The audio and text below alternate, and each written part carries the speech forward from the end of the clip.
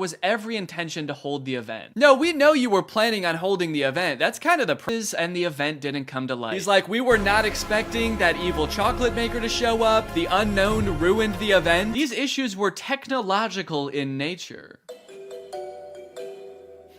We had ordered a holographic paper that didn't arrive on time. The holographic technology in itself is absolutely fabulous technology, and unfortunately, there was a delay in postage. Holographic paper? No, I don't think that was the problem with the event, actually. The lack of holographic paper. Look, I don't know what holographic paper is, but based on his reliance on ChatGPT and Midjourney, I do not trust his opinion of absolutely fabulous technology. So I'm just gonna go ahead and assume the holographic paper would not have helped. Well, gang, this is surely an event that will go down in the history books. I hope you enjoyed this video. If you're new here and you're not subscribed yet, make sure you subscribe and turn on my notifications to join Greg. I'll see you guys next time. Bye-bye. Sitting in giant boxes in these third-party facilities across the country, these mysterious forgotten items cling to some sense of hope that they might find a new home. And I am very curious. To a box, and then you ship it to what sort of seems like is back to the store, but it's not really going to the store, it's going to a thing called a returns center. So that's like this big ass warehouse where they get hundreds of thousands of returns from like all them liquidators. And this is kind of a good solution sometimes because you can actually get a little bit of money for those returns. So let's say you're like... Given that this is actually a pretty common side hustle I'd seen before on YouTube, I figured I would have no problem turning a profit and donating said profit to charity. Some creators have actually gotten so successful flipping pallets that they've actually turned their operation into a full-time business. Just 3 years ago, Mitch was selling furniture out of his garage. Yes, I was. Now we're in this 30,000 square foot place. We did some research and found out there was a liquidation center not too far from where I live. So Raleigh hopped on a plane, and before we knew it, $50 is a serious chunk of change, and if I wasn't donating this to charity, I would definitely want to make sure that I keep my profits safe and maybe even put them to work for me. But how do I go about saving that much money? $1,300 isn't gonna fit in my pockets unless I buy more pants. That's why this video is sponsored by SoFi, which is... Oh, it's not pants. Okay. SoFi is a next-gen finance app, and they're gonna help you bank, borrow, and invest all in one place. And I bet you can guess where that place is. It's in the app. But don't just take my word for it. Listen to me in a suit. Having a child is awesome, but it is quite expensive, so when I'm not using my money, I like to make sure it's working for me and not just sitting there, which is why I love SoFi. With SoFi checking and savings, I can earn more money on my money. With direct deposit, I can earn 9 times the national savings rate. For those of you who are new to high-yield savings accounts, don't worry. Daddy's gonna walk you through it. It's basically an account that makes your money work harder for you by giving you something back in interest. Your typical savings account at your local bank earns you about 0.45% interest.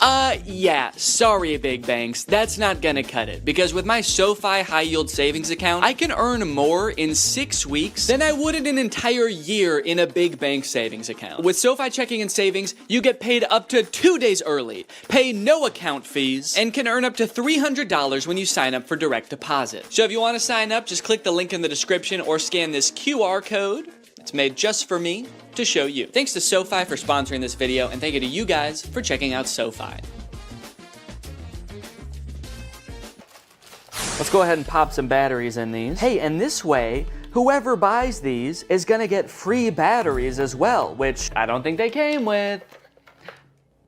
So I'm actually sort of performing a service here. I should charge people more than the Amazon list. And that's what makes me such a business-minded guy. Time for the moment of truth. Hedge trimmers.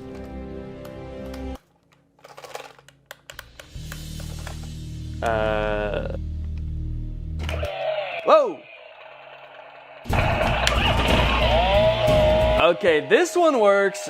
I didn't even mean to turn that on. I just, as I picked it up, I accidentally pulled the trigger. This one, it seems like doesn't want to do anything, and this one was so ready to work that the second I touched it, it was like, yes!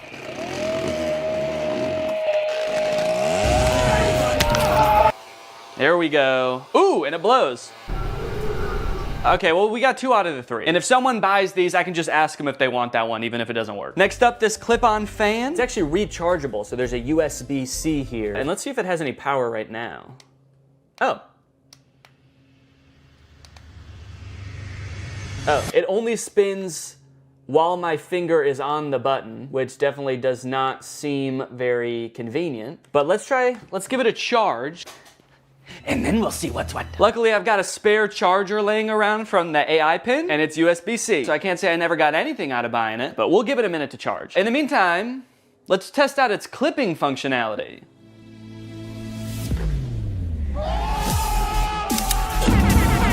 Hell yeah. Up next, oh no, golly.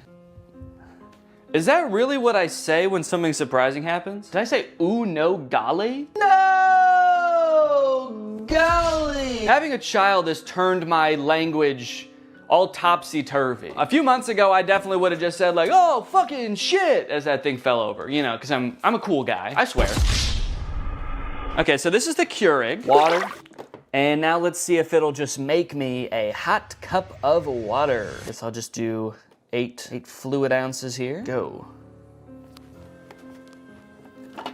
Does it know there's not a cup in here? Go! Why isn't it going? A Keurig starts going right away, right? You press it and it just starts going like... In my experience, every time I've used a Keurig, you press it and it goes right away. Okay, maybe it knows there's not a cup in here and it is mad about that. All right, let me see if I have a Keurig cup laying around. Found one. Maybe I have to put a mug here. Maybe it won't start unless it detects.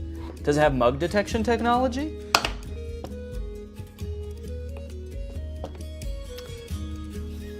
Okay, I think that this is also broken. Did I just buy a gigantic box of broken electronics? What do I do? What do I do with all this stuff? Amazon?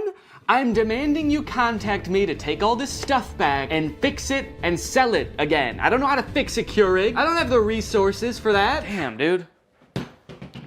Golly. What did I say before? Oh no, golly. Ah! Smart AI recognition bird feeder. You get an automatic notification when you have a visitor. So you could get a notification that says like a cardinal's here or a hummingbird's here. How terrifying would it be if at like 4 a.m. you get a notification that's like Gary's here? You're like, who the fuck is Gary? You go on your phone, there's just a video of a man shoveling bird feed into his mouth. Thanks. I'm the CEO of this company. It tells me where all of them are, and I eat bird seed. Seat for the birds to hang out? Neat. Why doesn't this come with instructions? Okay, I have to scan the QR code to download the Bird Lover app from iOS or Android. Okay, so maybe the instructions will be on there. Bird Lover feeder. Bird Lover feeder? Shouldn't it just be a bird feeder? Starting to think a human being is actually gonna show up. Little old lady. Thank you for setting this up, young man. I love birds. And I'm so hungry. And now? Oh! I wonder what this little thing is here. That's the camera lens. And then what is this? Is it a big speaker? Play soothing noises for the birds. Soothing noises. Metro Boomin. Yo! Okay, look it. Oh, what kind of bird has showed up to the bird feeder today? Danny Bird. Okay, can I take a picture? Oh, I got a notification. Bird feeder camera has detected movement. I like that it's just saying that the smart bird feeder has detected movement. Obviously, it's not saying bird detected. It's like, we have detected something, but it's not a bird. You should probably just look for yourself to see. You're not gonna believe us if we tell you. It works! Man, I was worried about this one, because I actually feel like this thing's pretty cool, and I wanted it to work really bad, So why did someone return it then? That's the question. So many stories behind these boxes, you know? What happened in this person's life between when they ordered the AI bird feeder and when they returned the AI bird feeder? They suddenly started hating birds? Okay, surely by now the clip-on fan is charged, right? Let's take a look. Ooh, it is! It works! Okay. The clip-on fan works. In my effort to provide an excellent experience for my customers, I want to go beyond just the electronic items, okay? There are some non-electronic items that need my attention. Actually, there's just one. It's the rug with the abominable crease. And guys, I have really bad news. There is not an abominable crease on this carpet. There are 2 abominable creases. Right here and right here. That is just abominable, man. Actually, looking at it like this, there's kind of more than 2, because there are some horizontal ones too. They're a little less severe, so I might not call them abominable, but I might call them like, dastardly. But they did give me instructions on how to fix the crease, so I'm gonna try all of this, and then I should have a perfectly good rug to sell. Let me get some water. God, my finger is getting tired from spraying. This is such a tiny little sprayer that you have to spray so many times. Okay, I've spritzed it. Wait, why is it still completely full? It's like I didn't use any water. That's like how much I filled it up in the first place. What kind of magic watering can? Okay, well, we've got a soggy crease. I'm pretty happy with it. So I'm gonna give it a few days, just like the instructions recommend. And then hopefully this will be ready to sell. The last things I needed to test were the tents. Yeah, this is nice. This fits me. Yeah, I've got over a foot of headspace. Give you guys my POV. There's my little piggly wigglies. Plenty of room, man. Maybe they returned it because they thought they would fit in the tent, but they're 8 feet tall. All right, well, I'm gonna give this tent a 10 out of 10. A tent out of tent, actually. Whoa! Hi. So this is definitely some kind of privacy tent. I guess maybe for changing and stuff, if you're on a camp out with the boys and you're all sharing a tent and you don't want the boys to see your bare butthole when you're changing, then you get one of these set up and now you can go in here just like this, and now you can't even tell that my butthole's out. Okay, here's what it looks like inside the tent. I don't know, I've done a decent amount of camping in my day and I've never felt the need to have one of these vertical tents. I'm gonna have to give it, honestly, I'm gonna give it like a 4. It does what it's supposed to do, but I don't know why it does what it's supposed to do. So, yeah, oop. You know, being in this one when that happens would probably be scary. You're standing in there, you got your willy out, then it just blows away. All the boys are sitting around the campfire and suddenly you're just like, oh, I got the tent so this wouldn't happen. This last tent I was very confused about as I was putting it together. It's completely transparent, but has no ventilation. My suspicion was right that there is no ventilation in here. I mean, at least not without opening these windows. There are windows. Okay, so let me close this up and now we'll just sit for a second. We'll see. Well, okay, hang on. This is not even big enough to sleep in, actually, now that I'm thinking about it. No, it's not big enough at all. This must not be a camping tent. Must not be for sleeping. What other, is this, oh, maybe this tent is like to keep you warm because it is insanely hot in here. That's why I say that. So, yeah, I guess there's like no problems. Oh, there's sand in here. What the hell? Look at, there's sand all over here and dirt on the inside. Okay, someone for sure used this. Despite being a little worn, it does the job. So I gave it an 8. Out of 10. After all of that testing and reviewing, I was finally able to get everything up and listed on Facebook Marketplace, and a few days later, I got a message. It was Barbara, and she wanted my pet gate. Hello, how are you? So sorry I'm late. Oh, that's okay. Since I didn't want to give 34 strangers my address, I decided I would meet each customer at a nearby grocery store. Well, let me show you the gate. I have 2 little Yorkies. Oh, cute. Yay! Yay! And the next day, I met Irene to give her my landscaping lights. Hello, Irene. Oh, sorry, did I scare you? I 1000% did scare her. She screamed and jumped when I said her name, but that didn't matter because I had just made $23. Just about every day I was heading off to the grocery store parking lot to meet with yet another potential customer. I felt like I had the foundations of a real small business on my hands. Another day, another drive to the grocery store parking lot. Goodbye, sweet and sour chicken box. Goodbye. I was spending a decent amount of time driving to and from the grocery store and waiting at the grocery store, but that didn't really matter because I was making money, baby. I don't have the money, he paid me on Zelle. All right, we're a few days in now.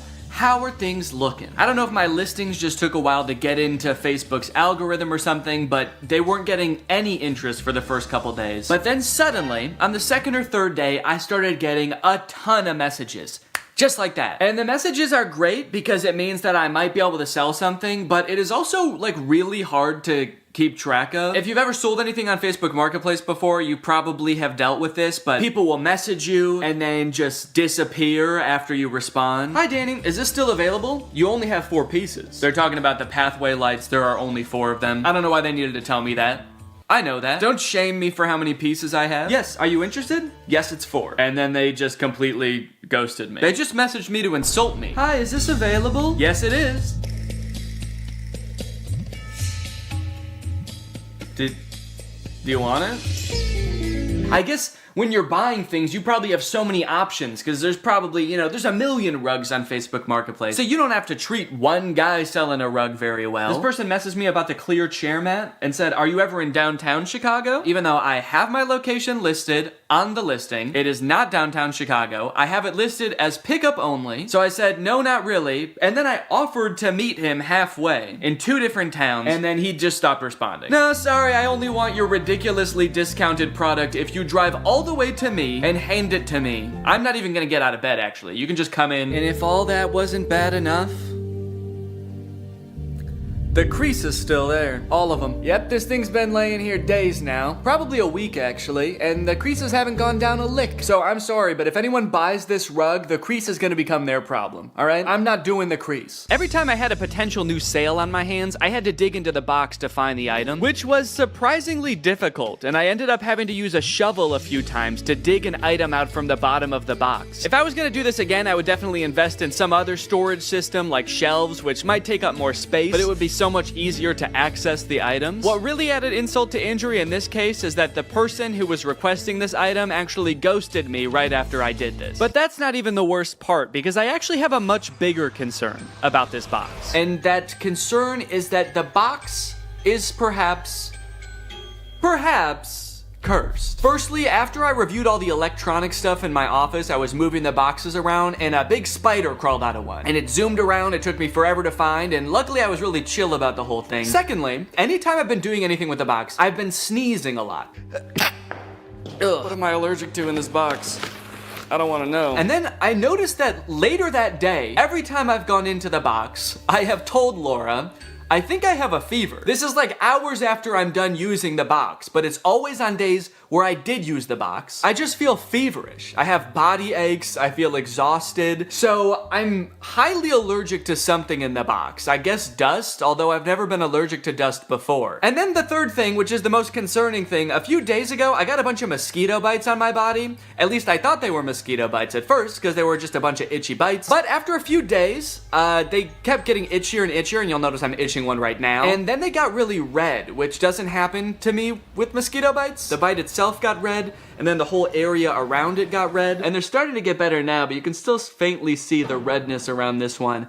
I've got like 5 or 6 of these on my body. This is very concerning to me. So I don't know, maybe this is all kind of in my head, you know, maybe there's a spider in the box because it's in my garage and there's spiders in my garage. Maybe these bites are just mosquito bites and my body is reacting a weird way. Or maybe, what is the more likely option, the box is cursed. But hey, baby, that's just more motivation to get rid of this stuff, huh? Sell it. Give the curse to someone else. But at the very least, I should be careful when I give people the boxes. I should probably check them all for big spiders and ancient magic before I give it to them. Yep, should be good. Sweet. All right, have a good day. Yeah, no problem. All right, I've just finished up another sale here, and I was just sitting here in the car doing some thinking, and I think I've decided that I don't like this one bit.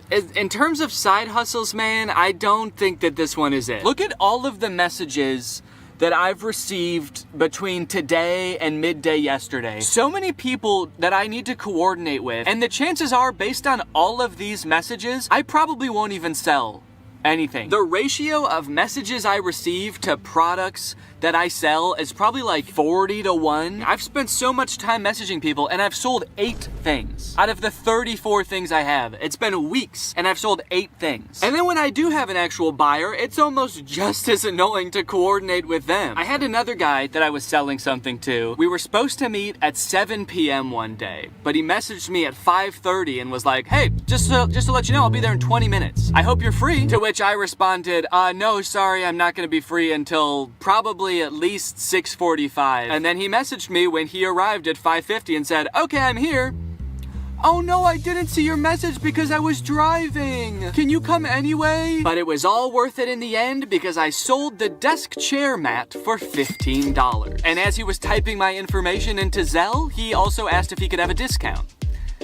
And I gave him one. Guys, I'm not good at this. Now, to be fair, this is completely my fault. I signed up to do this video. When Raleigh proposed, we did a collab, and I decided on this idea as my end of the collab. I had watched, I think 1 video about pallet flipping on Amazon, and I thought it looked easy. And I don't know where my critical thinking was when I watched this video, because watching it back in hindsight, There were definitely some red flags. This is a video called The Best Side Hustle No One Is Talking About, Flipping Amazon Return Pallets. It was made by this channel. They're a couple. They do a lot of Amazon pallet flipping, and so I thought it looked fun. And I think what really drew me in is this little bad boy right here, the MSRP counter. Every time they open a product to see what it is, they tally up how much it costs on Amazon, and they add that to the MSRP counter. By the time they're done unboxing the pallet, their MSRP counter is like $3,000 for a $500 box. So that's great, you know? They made $3,000. Except, no they didn't. They've unboxed a bunch of stuff and they've added up what it would have cost them to buy new. It's crazy that to me, opening a box for something that costs $100 means you made $100. That's how it worked in my brain. But no, of course it doesn't work that way. There's so much work that goes into this. You have to have a salesman brain. I don't have that. I actually think that this side hustle leverages like all of my weaknesses. Selling things, planning ahead, being organized. Those are all parts of my brain that I've always known I'm not good at. I like turning on a camera and making silly YouTube videos. That's the side of my brain that works properly. So what I should have done is maybe watched a couple of videos and then Googled other people's experiences trying to flip Amazon pallets, because then I would have found this. On the flipping subreddit, someone asked, what are your guys' experience with Amazon return pallets? My experience is that Amazon return pallets have ruined my local yard sale ads. Every other yard sale I go to ends up being someone who ordered one of these pallets. Stop watching YouTube videos. 99% of that crap you are watching talking about junk pallets is paid advertisement. You're gonna get broken junk and used dildos while all the good shit was picked out right before they loaded it on the truck. Sounds like this person has been hurt and disgusted. This person said, depending on where you live, there's probably many people already doing this. I actually think it's better to wait and buy from these people at yard sales when they're trying to unload their death pile of merchandise. So hold on, there's Amazon, then the warehouses, then the people buying the pallets. They can't sell them, so they do a yard sale. Then there's other people coming to the yard sale to flip that and sell it to other people. How deep does this chain go? And why do I feel like it somehow all eventually ends up in a landfill anyway? Knowing how many people are doing this and failing is also making it seem like there's no way I can sell all this stuff because obviously there's competition. There's other people probably selling the same stuff and they're probably better at selling than me. They're already 3 steps ahead of me. They're waiting for me to sell it at a garage sale so someone else can buy it and then that person throws it away eventually. They're waiting by the garbage can for them to throw it away so they can pick it up for free and then sell it for $1. But that's when I thought of the perfect plan. And I actually haven't thought of what the plan is, but I'm just gonna wait until I have thought about it, and then I'm gonna add that in with voiceover. Weeks went by after this. Each day that I would walk into my garage, I would be confronted by a giant box of my own failure. All of my so-called biggest weaknesses staring me in the face and preventing me from backing my car into my garage. Oh, on the plus side, I did learn that the mysterious bites I was getting weren't from the box at all. Apparently, due to the cicada uprising this year, there was also a surge in the population of a microscopic mite called oak leaf itch mites, which feed on cicada eggs and then bite YouTubers in the back of the knee when they're already going through a pretty tough time. I was letting nearly all of my messages go unanswered at this point. I had resigned to not making a profit, which at this point meant I would not be donating to charity. In fact, I would have to steal $180 from charity. I started researching which charities it would be most ethical to steal from when suddenly I remembered something. Something that gave me the idea for the perfect plan. My experience is that Amazon return pallets have ruined my local yard sale ads. All right, this is the beginning of the garage sale long shot.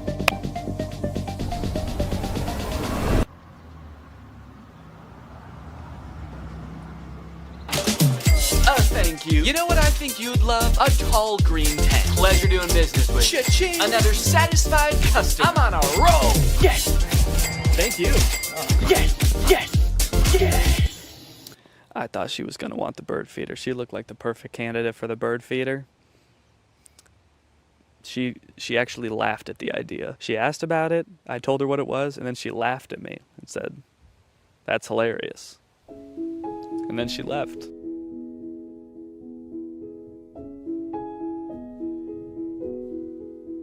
Excuse me, are you interested in a big orange tent or a raised toilet seat?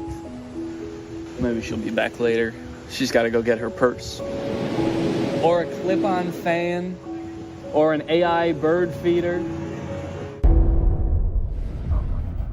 Well, it didn't go as well as I thought it was going to. So that's great. I don't know, man. I had this idea that if I set up a garage sale and had people coming through, I would just be selling item after item, and it would all be gone by the end of the day. But I sold, let's see, 1, 2, 3, 4, 5, 6 items, and I was there for about 6 hours. And I think 2 or 3 of those was just one guy. He bought one thing and then he came back for more because he told his daughter that he met a YouTuber and his daughter knew who I was, so he wanted to buy more stuff for her. So if that hadn't happened, I would have sold even less. As of right now, I have sold $303 worth of products. That means that I'm only like $37 away from breaking even. So if I could just make $37, that would be fantastic. And you might think that's not very much work. That's only, you know, like a couple more things. But guys, I have other things to do. I have other videos to work on. I actually took a break from this for like a month. The garage sale was like a month ago because I had to work on the copycats video. But luckily, I remembered a rule called the 80-20 rule, okay? 20% of your work is gonna yield you 80% of your results. And this rule applies for all sorts of things in life, you know?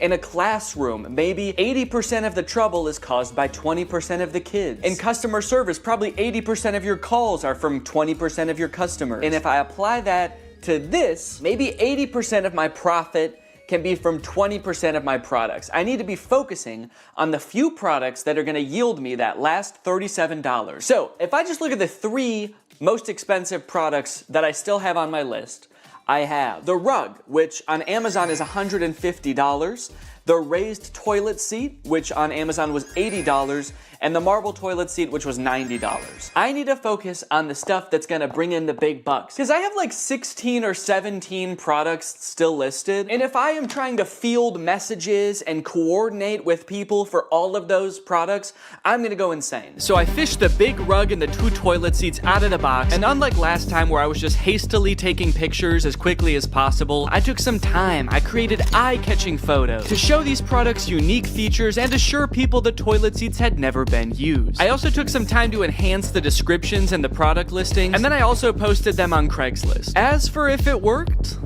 well, you're just gonna have to see for yourself. Okay, here I am, back in the parking lot. The woman who is coming to meet me said she just wants to look at the rug.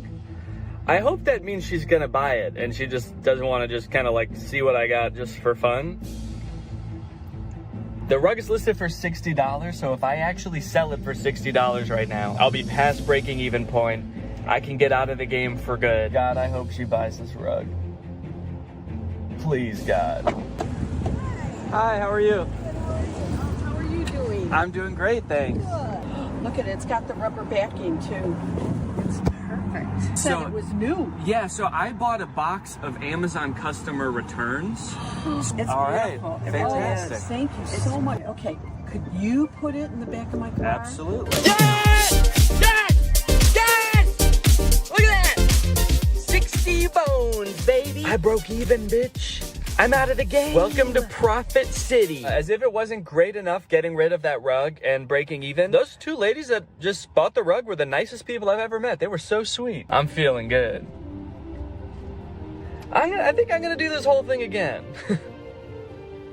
Just kidding. I don't think I'm ever gonna go on Facebook again, actually. In case you're wondering, I did a little rough estimate of how many hours I spent on this side hustle. That way I could calculate an hourly wage for my efforts. It was $1.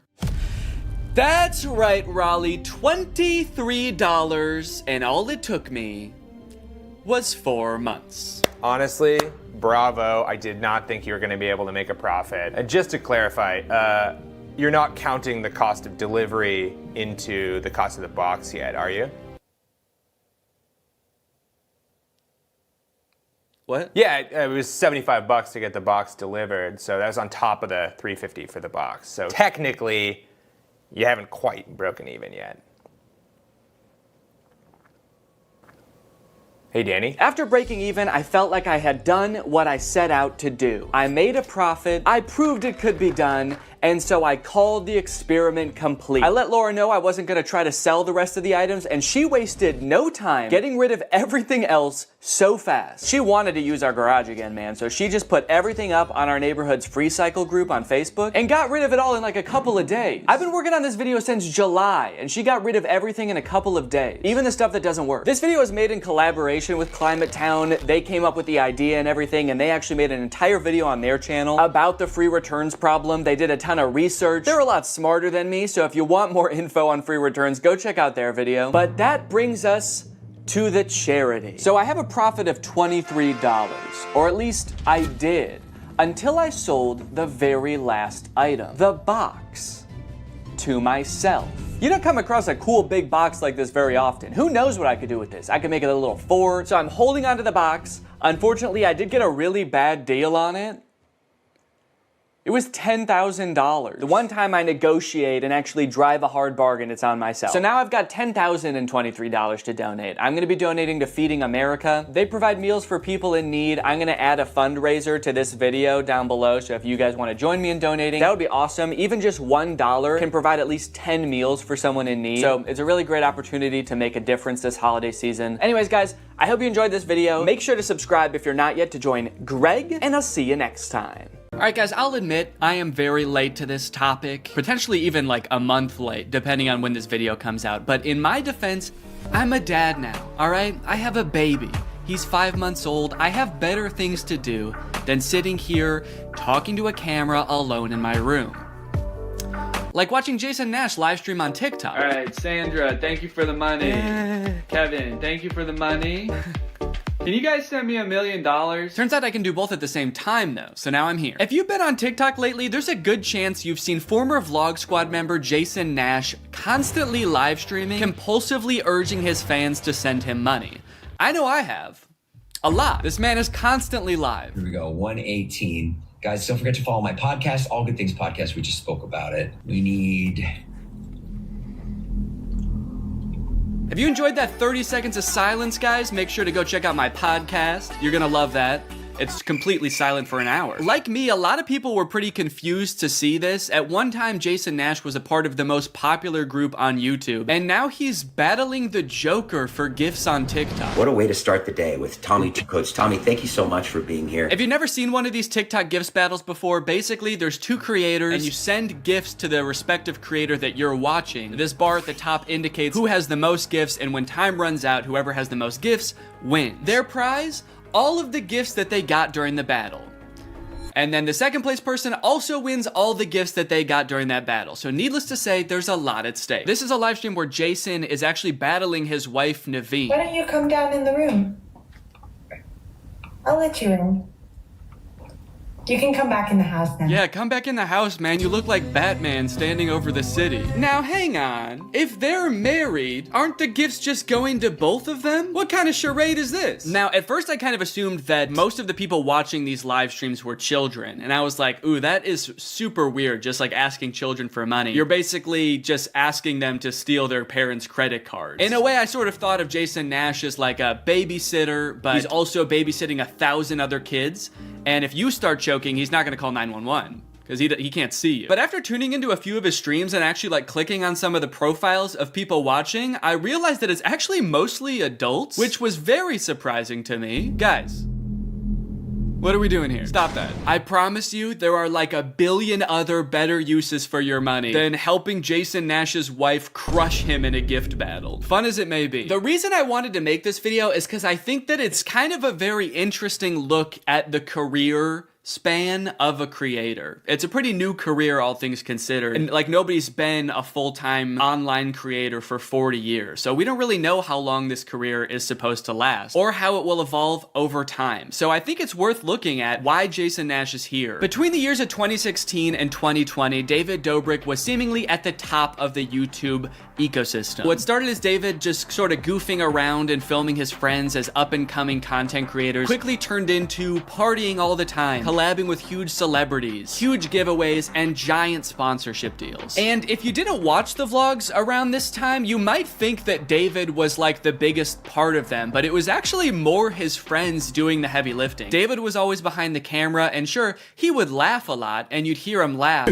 But I really feel like the reason people tuned in was sort of to live vicariously through David and experience the goofiness that was all of his friends. So while all of the vlogs were on David's channel and David was inevitably the most popular member of the vlog squad, I really feel like he owes most of his success to his friend group. But it was a fun time. I watched a lot of the vlogs back in the day and I really enjoyed them. It felt like you were a part of this friend group. And in a lot of ways, you were like the members of the vlog squad, because like the members of the vlog squad, you also were not getting paid for your appearances in the videos, which is something that I always found kind of weird. David's friends never got any sort of payment. Their only payment was in exposure. And so what kind of ended up happening was, because everybody else around David wanted to launch their careers off of David's vlogs, they all started vlogging too. But because they would always be hanging out together, all of their vlogs seemed to be just like the same situation from a bunch of different angles, and everybody was holding vlog cameras. It got pretty out of hand for a while there. Eventually though, during the pandemic, a bunch of stuff happened that caused David to take a step back from vlogging. Mainly a bunch of scary accusations about one of his best friends, Dom, and also him almost killing one of his other best friends, Jeff Wittick, by slamming him into the side of an excavator. After losing a bunch of followers and probably more importantly a bunch of sponsors, David posted an apology saying he was gonna do better. He said he was gonna take steps to make sure his vlogs were a safer environment for the people in them. And I want to be able to have a place of checks and balances. I want to have HR. If he had to choose between quitting vlogging or doing it safer with an HR team,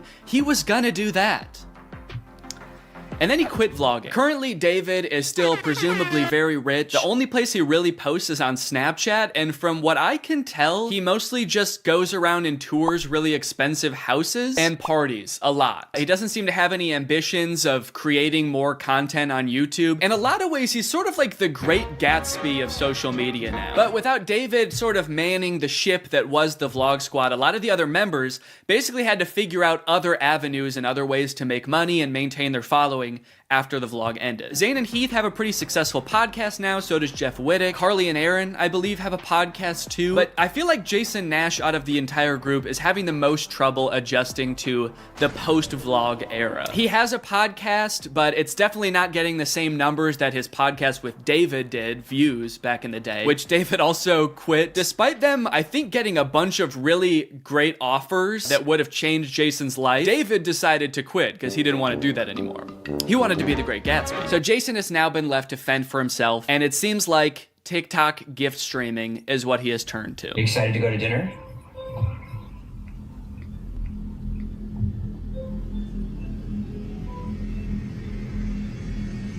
Man, this is content, baby. This is crazy. I didn't know all you had to do is just sit there and stare at your camera and people will just send you money. Why did I write this whole video? So a lot of the response has obviously been kind of cringing at this feeling that what he's doing now is very shady. And I mean, he's not really harming anybody, I guess. It does seem like it's mostly adults sending him money. Obviously, there's always going to be kids online stealing their parents' credit cards, so that's not great. I do get kind of a shady vibe from it just because there literally is no content for you to consume except to send him money. Like, the whole point of this stream is to see how much money Jason can make without having to do anything. That's like the point of the stream. Melanie, thank you. Let's go. And you could argue that Twitch streaming has donations and, you know, a bunch of other live streaming does too. But I would argue that there's at least some content behind that. Someone's playing a video game or they're doing a podcast live and the donations are just a little bit extra on top. It's not the content itself. I've also seen a lot of people wondering, like, wait, isn't David super generous? During his vlogs, he was always giving away cars. He was paying for people's weddings, just like handing out PlayStations to people on the street. Surely he could just help Jason if he's struggling financially, right? Wrong. From some of Jason's podcast clips, it seems that that is definitely not the case. But before we get to that, I've got to make some money of my own. Alright guys, let's get those gifts in. James, thank you for the llama. Carol, thank you for the sombrero. Brian sent a Arab? Oh. Is this a gift on TikTok Live? Also, how did you get this one? This one's mine. Well, regardless, this is actually pretty convenient because this video is sponsored by Air Up. Air Up flavors your water using scent-based taste. And, oh, Brian also sent a scent pod? Oh, thanks, man. Okay, so I can put that on. With the scent pod down like so, it's just a normal water bottle. But when I activate the scent pod, air is able to pass through the scent pod and into your mouth, where you can taste the scent. Send me money. I like to bust out my Air Up while I'm getting work done. It gives my water a little bit more which is what I need when I'm trying to focus. This one right here is lime, and it is excellent. Someone said, come to Brazil. I'm busy. Air Up is a unique hydrating experience. You can't get this anywhere else, buddy. No chemicals, no sweeteners added to the water, just plain old water into my plain old mouth. The scent pods come in a variety of flavors. I really like the lime and the peach. My editor, Jake, is really fond of cherry. So no matter what kind of flavors you like, there's bound to be a couple for you. You want to spice up your hydration experience, click the link in the description, get yourself an Air Up, get yourself some scent pods, put your mouth on the nozzle, and suck away. You look really tired today. That is mean. Thank you to Air Up for sponsoring this video, and thank you to you guys for checking out Air Up. Now back to the video. About a month ago, when Jason was in the thick of his live streaming every day, he posted this podcast where he and a bunch of David's mutual friends talk about how different life is now that David's not vlogging anymore. Like, the thing is, like, David's in this, like, moment in his life. Yeah, where he can do anything. Where he just parties. Oh no, Jason. The look on your face, man. Jason's like, don't look bitter, don't look bitter, don't look bitter. Where he can do anything. Perfect. He can do whatever the fuck he wants now. He calls me to play pool. And I'm like, I gotta go live, and I don't expect him to understand that. You don't expect him to understand that you have to work to make money? You know he did that too, right? I wouldn't expect him to understand that, man. He hasn't had to work in, gosh, what is it, 2 years now? I hate to say it, Jason. I think he gets it. I just don't think he cares. Like, I'll say things like, I'm losing my house, and he'll be like, oh, but just come play pool. I just don't think he cares.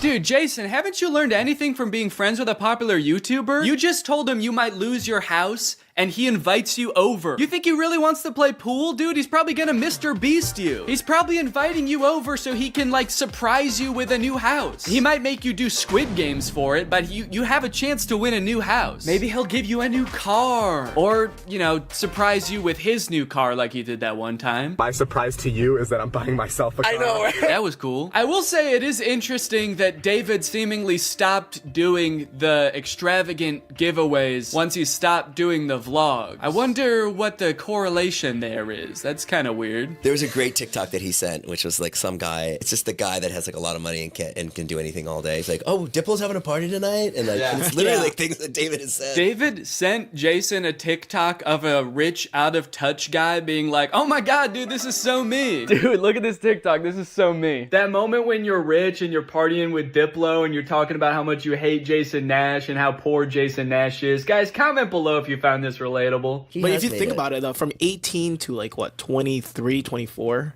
Oh, he was hitting it. He never drank. I don't think he ever drank. Even when we would visit him, we'd be up till like midnight, just like watching the edits, just like. Wow, he worked hard for 5 years? Let the man party, dude. Please do not burden David's poor gentle soul with your financial woes. Just let the man play pool and play with him, for God's sake. I mean, look, I don't doubt that he worked hard. The dude posted 3 vlogs a week. I'm sure it was a lot of hard work, but you know who also worked hard? Everybody in his vlogs. I mean, that dude just said it himself. They all stayed up with him until midnight watching the edits to make sure they were good. This was a group endeavor. And I know what people say. They say like, well, David gave them the opportunities, you know? He didn't have to make them famous. Yeah, he kind of did. That was like the whole point of his vlogs, was his friends. David wasn't just making them famous because he was a good, generous guy. He was doing it because that's what was working. They made him famous as much as he made them famous. Now it's like the complete opposite. Everyone's like working, and here's him just like, hey, what are you doing tonight? And it's like a Tuesday night. Everyone's working. Yeah, man, that is kind of a crazy switch. Whereas before, David was working and everyone was helping him. Now everyone else is working, so naturally David is partying with Diplo. Naturally, a lot of the conversation around Jason's live streams has revolved around the confusion as to why he wouldn't just get like a normal job if he was strapped for cash, or if like the social media thing wasn't working out. Can someone make Jason Nash a fucking DoorDash account? People are wondering, why is he pursuing this career that is like universally seen as embarrassing or cringe rather than just getting a 9-to-5? And I totally get that criticism, because I do love being a creator. I love getting to be my own boss. I love being creative on a daily basis, working with people that I'm really inspired by, entertaining people. But if this exact version of being a creator stopped being feasible, would I start doing gift streams on TikTok? Hell no. And not even necessarily because it's like embarrassing or cringe. It's just that like what I enjoy about being a creator, that does not accomplish. There's no being creative. There's no entertaining people. At a certain point, you like strip out all of the fun parts of the career and you just have only the most superficial parts of it left. Just money and fame. So no, if like this YouTube channel didn't work out anymore, there's a billion other things I would rather do that would be more enticing to me than like gift streaming on Twitch. But maybe Jason likes it. He doesn't look like he does, but maybe he does. On the other hand, I could say that Jason is also older. He's lived a lot more life, he's had a lot more experience, and his career in the entertainment industry has gone through a lot more ups and downs than mine has. From what I can tell, Jason has been a stand-up comedian, he's been in TV shows, he's been a podcaster, a Viner, and a Vlog Squad member, and now a TikTok live gift battler. Between all of those seasons of his life, I'm sure there was downtime where he could have thought, oh, maybe this isn't for me, I'm gonna get up and go get a normal job. And then, lo and behold, the next opportunity comes along. So in some sense, I do understand if Jason's mentality is like, maybe I'm just gonna do this for a little while until I get my next thing off the ground. And I know that when I started Vine, people said the same thing to me. They're like, what are you doing? Why are you doing Vine? You know? And I was like, okay, this is what I'm doing. And then I did YouTube, and people were like, why are you doing YouTube? And I feel like when you're first to something, that can really pan out. Yeah, I do get what you're saying, but also I don't know if this is the same as Vine and YouTube. Saying he's the first to this new thing like TikTok gift battling is gonna be the next big thing is very worrying to me. Please don't make that the next big thing, guys. On top of all that, there is this sort of like gamification in your head that happens when you're a content creator. Because so much of it is like numbers based, you're always looking at your analytics, hoping your numbers go up. It becomes kind of a game in your head to see if you can do better than you did last month or last year. Because of that, I feel like in a lot of content creators' heads, quitting or pursuing a different career path is seen as like losing the game, even if it's subconscious. That being said, I don't think that's a healthy way to look at it, and I would encourage people who are pursuing being a creator to find other passions that, you know, if this didn't work out, you could pursue that instead, because I think just clinging to relevancy for relevancy's sake is not a good thing. But why try to guess what Jason's thinking when someone literally asked him on his own podcast why he doesn't just get a job? This isn't me saying this as a negative thing. Yes, I'm just totally asking. Please. Yeah. Why don't I get a real job? No, I know why you do it. Yeah. But like... No, man. I know why you do it. It's pretty clear to me. But, could you tell everyone else why you do this? Someone said that the other day, why don't you get into real estate? I'm like, I hate it. I don't have a real estate license. Bo Graney? Oh yeah, I forgot. You have to be born with a real estate license to do real estate. But darn, Jason Nash was born with a TikTok account. So he has to do that instead. Right. Now look, would I be on TikTok Live if I wasn't in like a financial hole? I don't know. Probably not. But also like YouTube wasn't really working. And I needed to find something. OnlyFans. I can't do OnlyFans. This is such an unrelatable thought process to most people. YouTube is not working out for him, and his first thought is OnlyFans? TikTok begging people for money? It just comes off as being so set on being an influencer that nothing else matters to this guy. Listen, it is what it is. It's like, I was on Vine, I was on YouTube, I was on Snapchat, and now I'm doing this. Don't say it like that. Now I'm doing this. I mean, I do like it. No, man, I don't think you do. Not after that. We all saw that. So anyway, it is what it is, and I have to do it because I love it, and it's my favorite thing. Phew, that was close. Hey, we can hear you. What? You said that was close out loud. Oh no! Do you ever think about going To DoorDash? Or to like I just never thought it's entertainment or nothing. I don't care what it is. Like what would you suggest I do? No,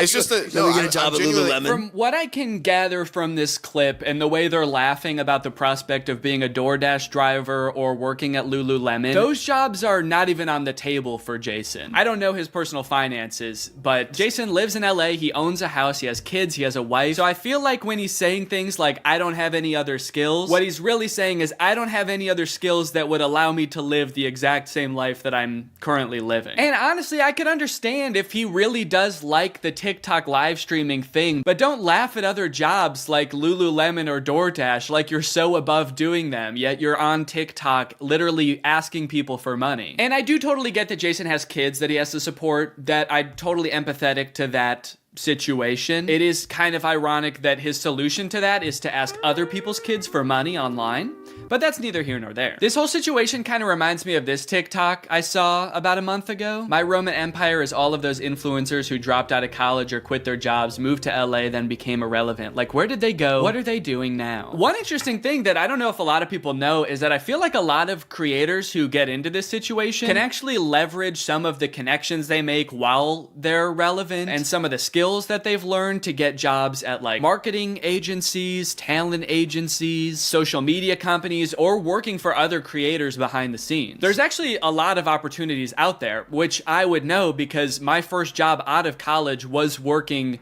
for a YouTube MCN. While I was still on Vine, I graduated college and I was worried that that wasn't going to be a stable career, so I actually got a job working at an MCN. And then I also worked at the YouTube channel Corridor for a while before my YouTube channel took off. So just throwing that out there, there are other career opportunities where you get to be involved in the creator space, even writing or acting, stuff like that. But it doesn't have to be your operation. You can just get a stable job. All right, it's time to talk about David again. While everyone was making fun of Jason for doing the TikTok live streaming thing, David paid him a visit on Snapchat. Dude, you're kind of becoming a legend on TikTok now. I know.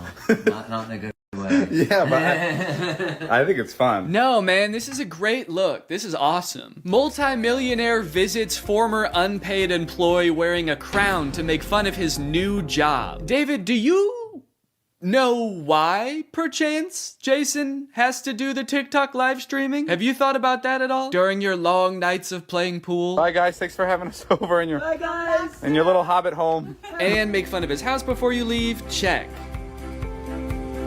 Great job. Now, with all of this talk about David and Jason, I just want to make it clear, do not go and send any hate to these people in real life, especially Jason. Jason actually got swatted mid-live during one of his streams a few weeks ago, which is obviously horrible. Anybody else inside? No.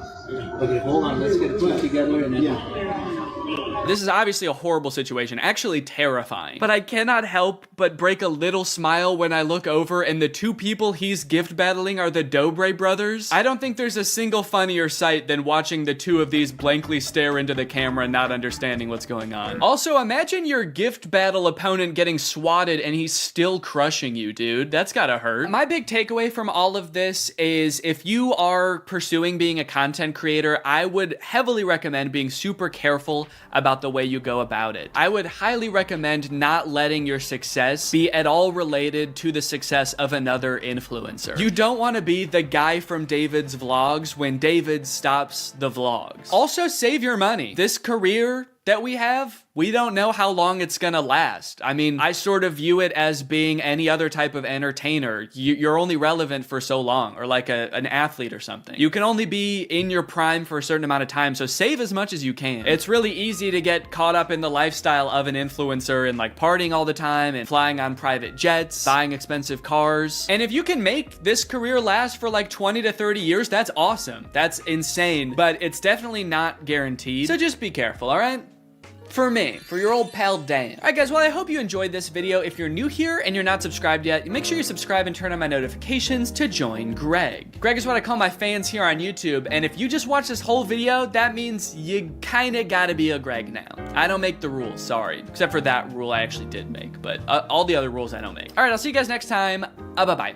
Life as a new dad is pretty good. Rocking my baby to sleep, watching him crawl for the first time, and there's so much to look forward to. Like finding out what kind of TikTok dad I'm gonna become. There's so many types of dads on TikTok. You got Frog Dad. I could be like Addison Rae's dad, begging Young Gravy to box him. One thing's for sure, whatever kind of dad I become, I'm excited to do it on TikTok. Wait, what is this? TikTok is getting banned? Guys, TikTok might get deleted in the US forever in a few months, so I either need to move countries or fulfill my dream of becoming a TikTok dad now. Luckily, over the years, I've gathered a pretty choice list of dad talks, and today I'm going to watch them, and then I'm going to become them by recreating them. So let's take another look at that Addison Rae's dad TikTok. Can I get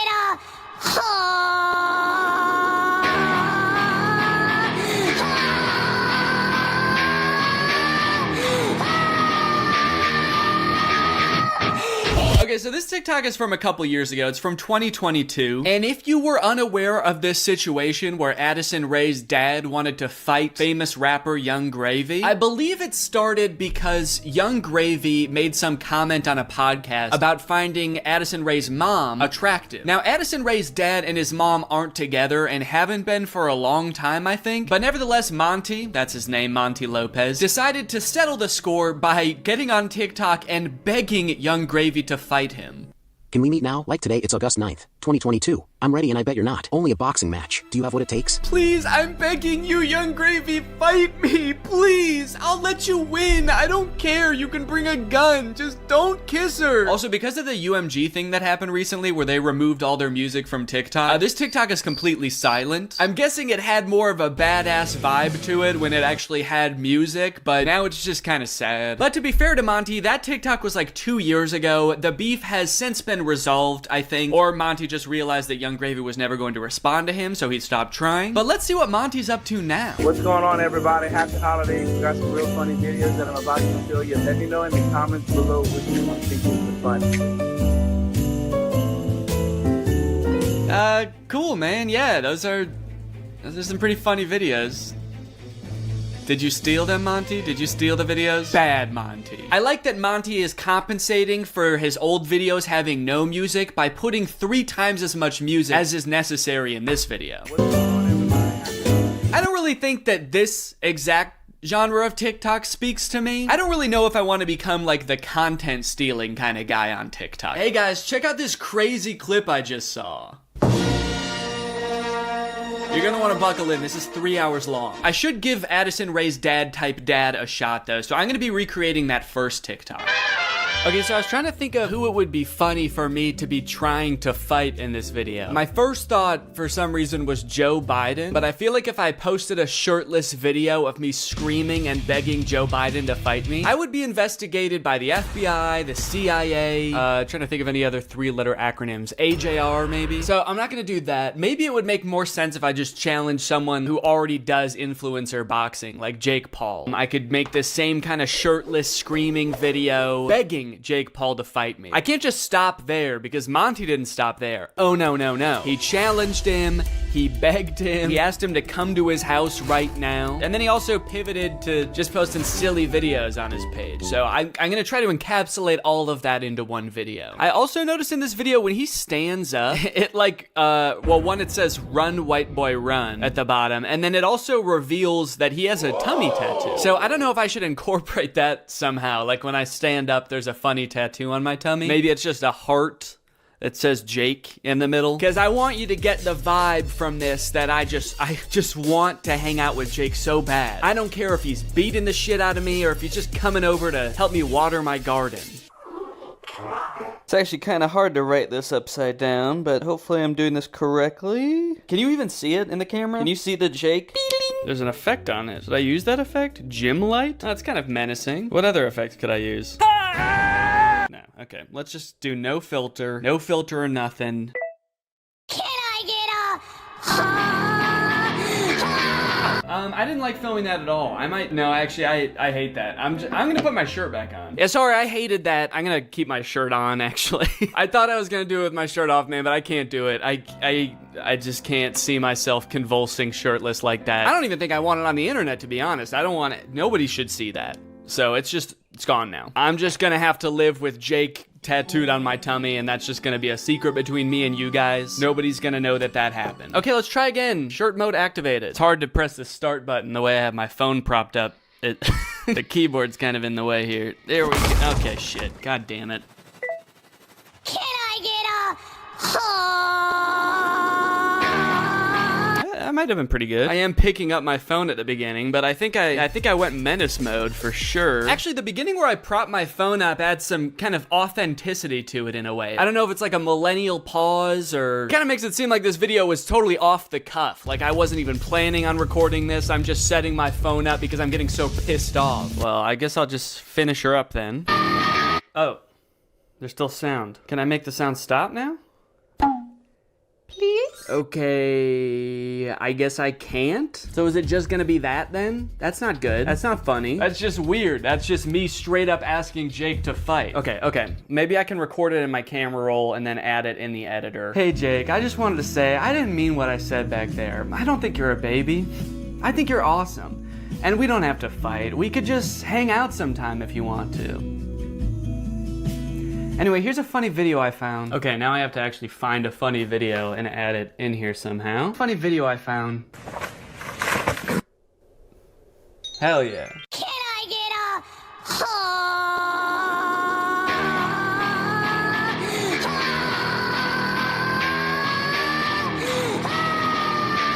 Hey Jake, I just wanted to say, I didn't mean what I said back there. I don't think you're a baby.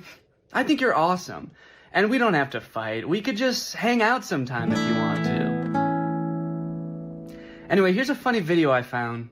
Yeah, I think it's perfect. And I think it's ready to post, and I'm not worried at all about what people will think when I post this. So I think after I create all the TikToks, we can take a look at some of the responses to them. Okay, next TikTok. My daughter being in a toxic relationship. Hashtag POV, a pack sticks up for each other. One of my favorite things about this TikTok is how many people show up. I thought it was just gonna be the dad at first, but then more and more characters keep coming in. It kind of makes the dad seem a little less badass. Like, no wonder the boyfriend's scared. He is severely outnumbered. I also love how the uncle comes into frame by touching the brother's shoulder, but it's obviously just his own hand touching his own shoulder. You know you're in for trouble when you feel your uncle tap your shoulder. You know how uncles do?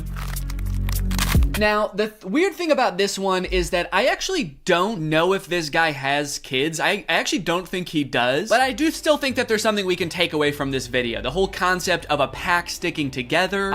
Oh, are they wolves? Oh, I think they're werewolves, and that's why it says a pack sticks up for each other. And that's why all their eyes turn blue, this horrifying shade of blue, and the dad has on a wolf necklace. So they must be wolves. They've got wolf eyes. Wolves have blue eyes, right? Oh, wait. They don't. Wolves have brown eyes, it looks like. I must be thinking of huskies. Oh yeah, huskies have blue eyes. Are they huskies? Leave her alone, buddy.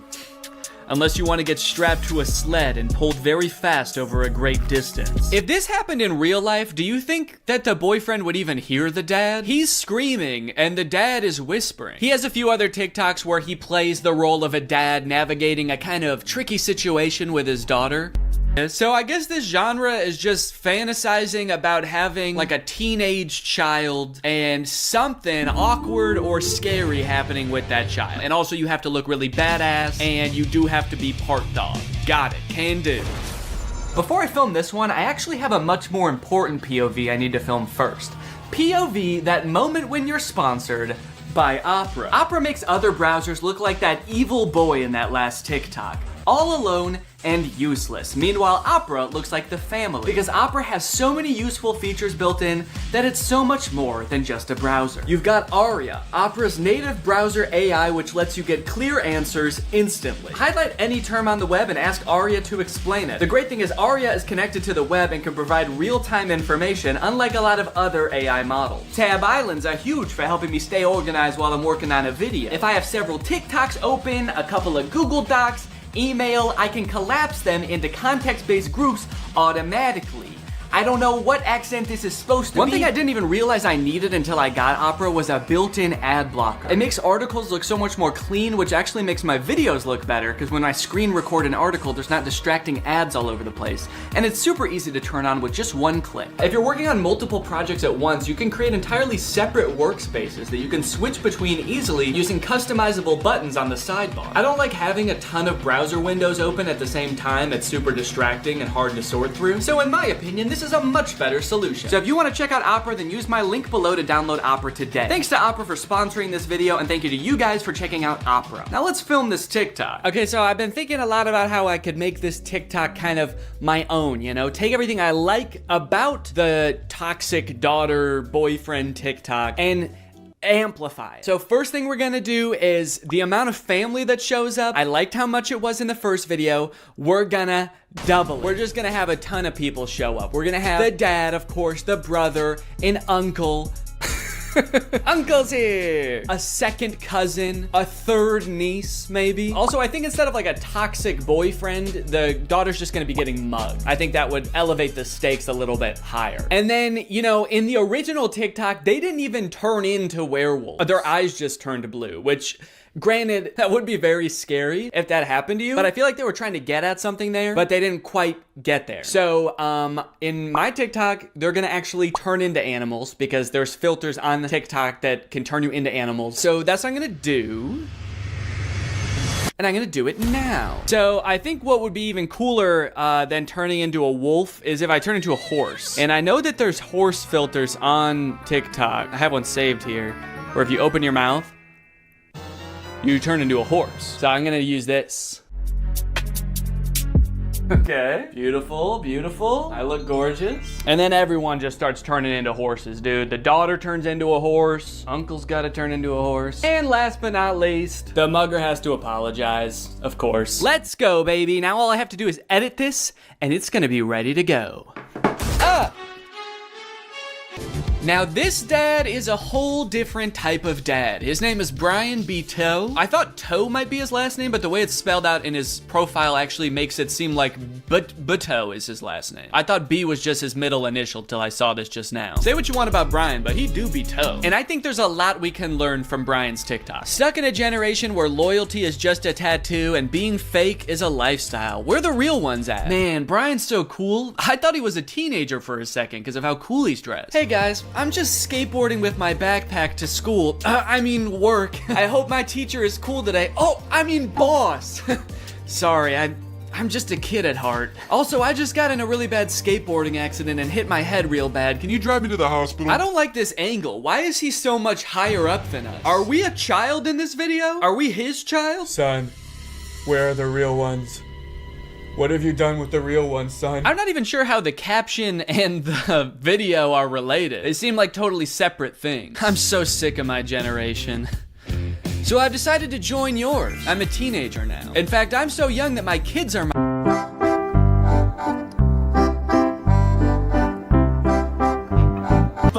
All right. Now, obviously, I don't like this video. I don't like it one bit. But I'm mature enough to realize that I'm not the target demographic for this video. This video is for MILFs. 'Cause you a MILF. And I'm not a MILF. I'm at most a dill.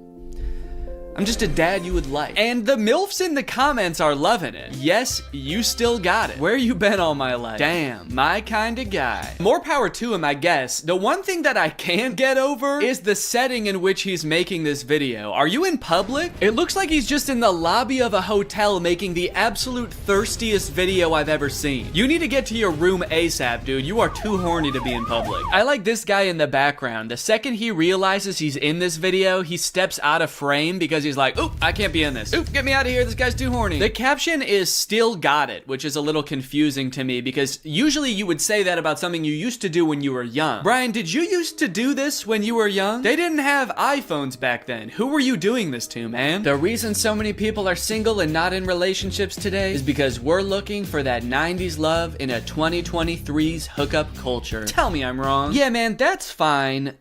Where are you? What's going on in the background here? I'm looking for that 90s love. The kind of girl that doesn't just want to hook up, but wants to go on a date to the giant dirt pile in town. I love that dirt pile.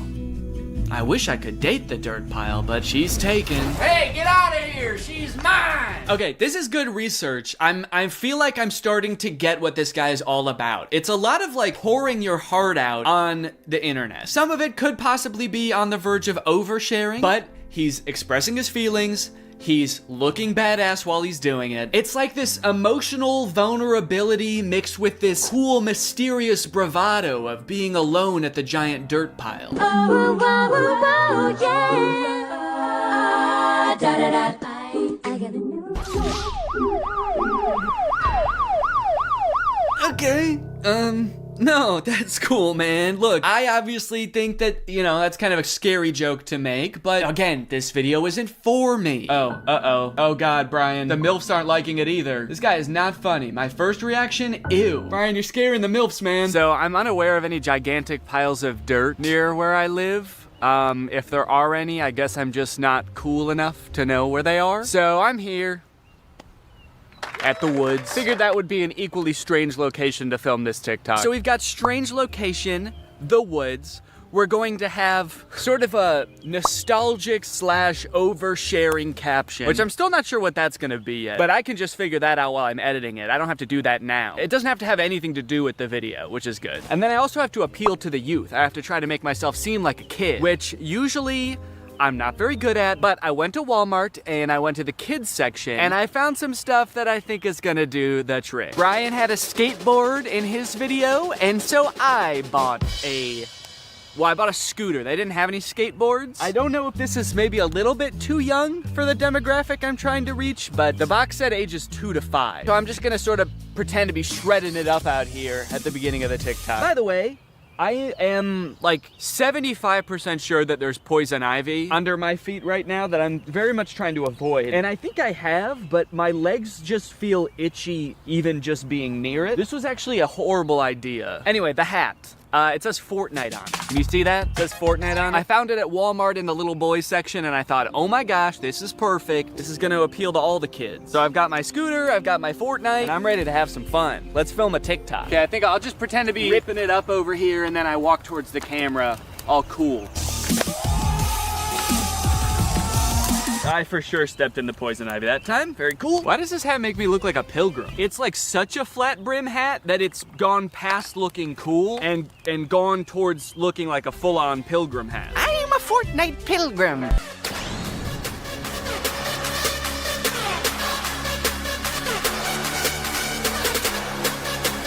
This one's just kind of a fun one. It's just a picture Shaq posted with like 20 seconds of music and then 20 seconds of silence. I don't know. Could be the move.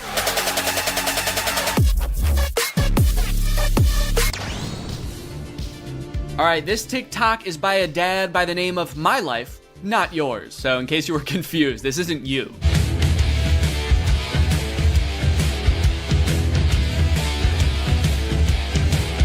Yes, dude, thank you. This is the kind of energy I'm looking for. When your kids need you, you drop everything. And you don't walk, you don't run, you don't even drive. You jump through the air like a giant bunny and you land right where they are. I guess we don't see where he lands. It would be kind of funny if it like cut to a reverse angle and he just landed at the bar. But one TikTok in, I am liking this guy's style.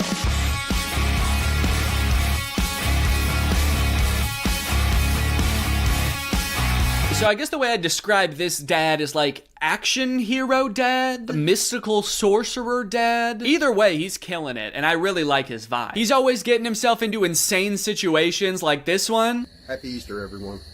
Something so funny about how nonchalantly he says Happy Easter and then teleports himself into the UFO and kamikazes himself. Like, did he know that was gonna happen? Based on how chill he was, I kind of feel like he didn't. Happy Easter, guys. Oh, what the fuck is happening? What the fuck? Ah! You know, I started watching this guy because he mentioned his kids and I was like, oh cool, dad content. But in hindsight, he actually doesn't mention his kids very often. So I guess they don't need help that often because that's the only reason he mentioned them in the first video. He's actually kind of got a lot of other shit going on. He's always defending the earth from some kind of cosmic threat, it seems. And after all these TikToks where he's harnessing magical powers and defending the earth, you'd think that his kids would have some pretty nice stuff to say about him, right? You'd think they'd be pretty grateful, huh? Wrong.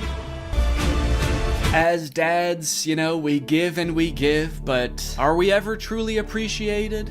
No. My 7-month-old baby did the same thing to me. I was floating around in the spirit realm forever. It took me days to get back into my body. To take a step back for a second here, can we all appreciate how epic his editing is? I mean, this is pretty good. Also, the first time I saw this, I was like, holy shit, how high did this dude jump for this video? This man may be old, but he's still got it. But after watching it a couple times, I think that he's reversed the video, and he's jumping off of something high onto the ground. Either that or this whole thing's real. I can't discount that possibility. I like this guy's videos a lot because I feel like we actually are cut from the same cloth in a way. I have always been obsessed with visual effects. I had a YouTube channel for this kind of stuff when I was a teenager. I would do this type of stuff, practice visual effects. I would do tutorials for effects. Hey everybody, this is Danny Gonzalez, and today I'm going to be doing an After Effects tutorial. I would watch every behind the scenes of like blockbuster movies that I could get my hands on. So I admire this dad's passion. It kind of takes me back in my own life to a simpler time. So I guess what I'm trying to say is,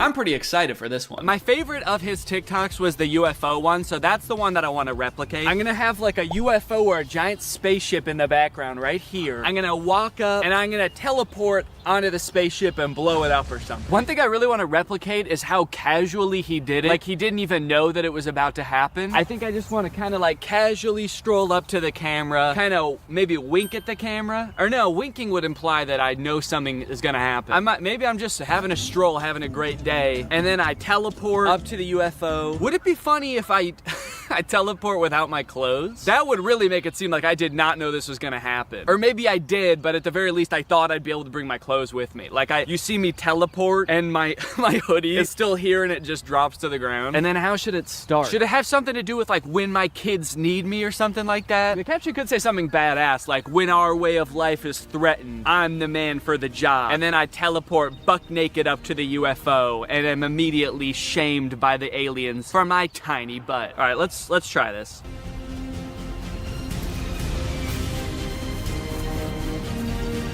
Okay, and then I'm gonna take off my hoodie, put it right where I was, and then drop it. Okay. There was a person walking by while I was doing that. What do you think she thought? What sense could that possibly make to the average person? Maybe she knew what I was up to. She did look kind of older. Maybe she has a husband that does this kind of thing. All right, well, I'm happy with that. Also, I want to go home. All of the TikToks have been recorded, edited, and posted. Let's see how people responded to them. We're gonna go from the least viewed video to the most viewed video, starting off with Addison Rae's dad. So this is the first video that I posted, and it is by far the least liked out of any of the TikToks. It has 45,000 likes. I think people were just confused. Nobody really got the reference. The general consensus amongst the audience is that I'm going insane. The second most liked comment is, "Nurse, he's out again? Is everything okay at home, Danny?" Okay, I was doing these TikToks to make myself seem like a really cool, awesome dad, and kind of feel like it's not working based on that comment. Oh my god, he's lost it. What is he planning? Or is he just having fun on TikTok? All right, he's either planning a video where this is some kind of satire, or he's actually just having some fun, challenging Jake Paul to a fight, begging him to meet up, and sharing some funny videos. Maybe this is just who Danny is now. Okay, next up was the Shaq TikTok. Lots of people praising my very calm demeanor in this picture. You look so comfy and at ease. You don't look terrified for your life at all. Looks like they were really nice. And then one kind of eerie comment. Please don't die, I love your content. Do they know something that I don't know? I look closer and this was posted by my doctor. Oh no, he's actually been commenting a lot on here. He says, the test results just came back, it's not looking good. Love your content though. Also, was Ice Spice cool? Just feel like there's better ways he could have contacted me. Someone said, is this real? And then someone commented under it, no, it's AI. Look at Ice Spice and Taylor's eyes, or the guy on the right, his hands, or the sunglasses just floating on his shirt. So I guess he's talking about this guy, saying, no, it's clearly AI. Just look at this dude. Which, is kind of fucked up, because it's not AI, that's just a real guy. Everything in the image is real except me. And even I am real. I'm a real person. I just wasn't in that picture. It's kind of interesting as AI has gotten more popular how whenever anything is fake now, all of the comments are AI. It used to be whenever something was fake, all of the comments were Photoshop. Even if it was a video, it would always be attributed to Photoshop, and now it's AI. Even in this case, when it was actually Photoshop, the accusation that gets thrown out is AI. It's just kind of something interesting I noticed. After I posted that TikTok, I was starting to get a little bit worried. I started this video with hopes of becoming the coolest TikTok dad on on the platform before it got deleted. And based on these comments,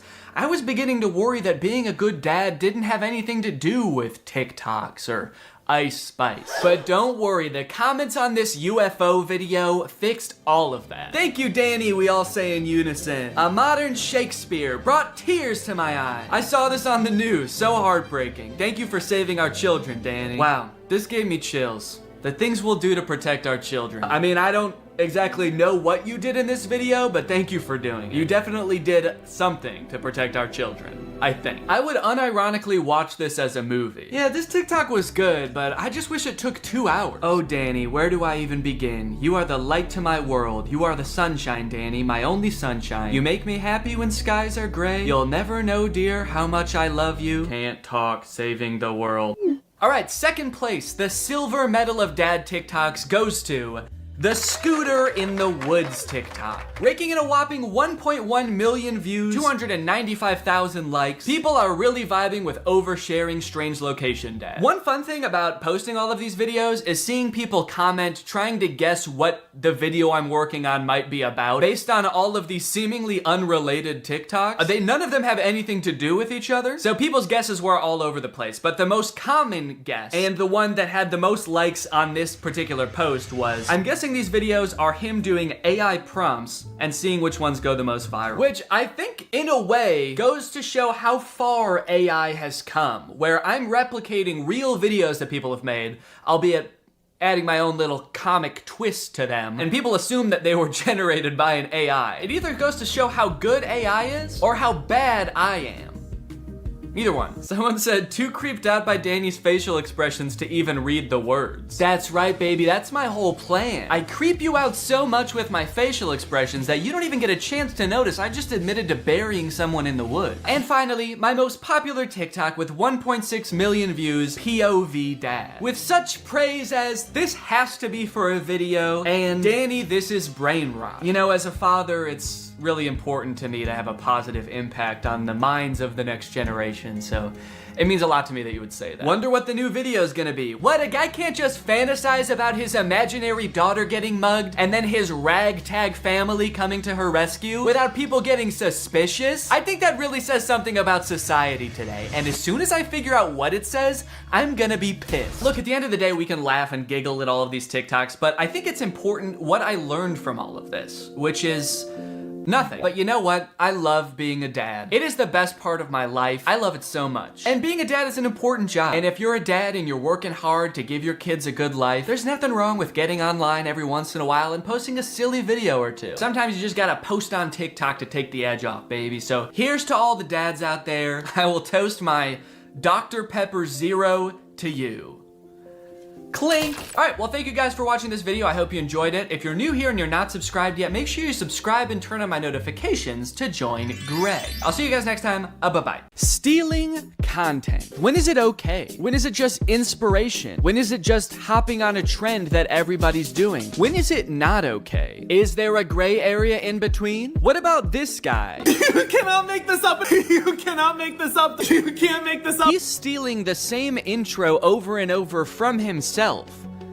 Do we have to help him? That guy found one intro and shirt combination that he's convinced makes his TikToks go viral, and by golly, he will never change it. You can't make this up. As a creator and a viewer of content, blatant stealing is something that makes me so mad, but what's even worse is how seemingly easy it is to get away with it, and how, like, it just works. Like, you can just become a content thief and make so much money. It at least shouldn't work that well, you know? But as you will see today, it is a very viable content strategy that is being used by a ton of YouTubers, big and small. Today we're going to take a journey through the various forms of content thievery until finally ending at the undefeated final boss of content thievery, Brent Joseph Rivera.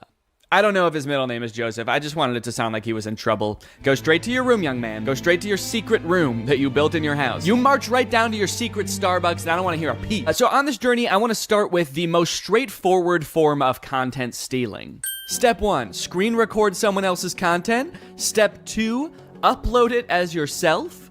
And step 3, profit? You might think that pretty much all people would agree that this is at the very least shady, but you would be surprised the lengths some people go to justify it. Okay, this video I'm about to show you, I've already talked about on my second channel a little bit, so I'm gonna repeat myself slightly, but I think it's very important that you learn about this type of influencer called a clipper. In the life of a $20,000 a month TikTok clipper, first thing I do when I get into my office is write down my daily goals. Today I wanted to get 1 million views in a day and make at least $500. This guy makes business sound so easy. You can just write down how much money you want to make that day.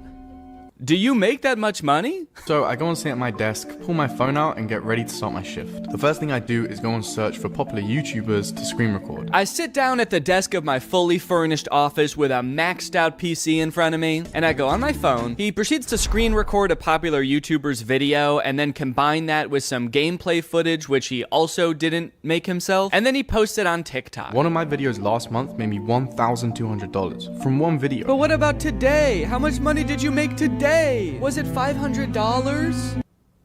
It was probably more. He's just being modest. Honestly, man, I don't know why this guy does this day in and day out. If he just wrote a big enough number on the board the first day, he'd never have to work again. I guess that just goes to show that this guy does it for the passion. I'm very confused why he has an entire office. You could have done all this without leaving your bed. You don't need a furnished office. Might I suggest an empty room with a folding chair? Why does he have a ring light if he doesn't even film videos of himself? He's like, I am a TikTok clipper by trade, but my passion is TikTok dances and lip syncing videos. So I do that shit all the time, man. I don't record any of it. I don't even own a camera, but it's nice to have the ring light there to pretend. That would be insane. Doing TikTok dances for nobody, just alone in a room to a ring light.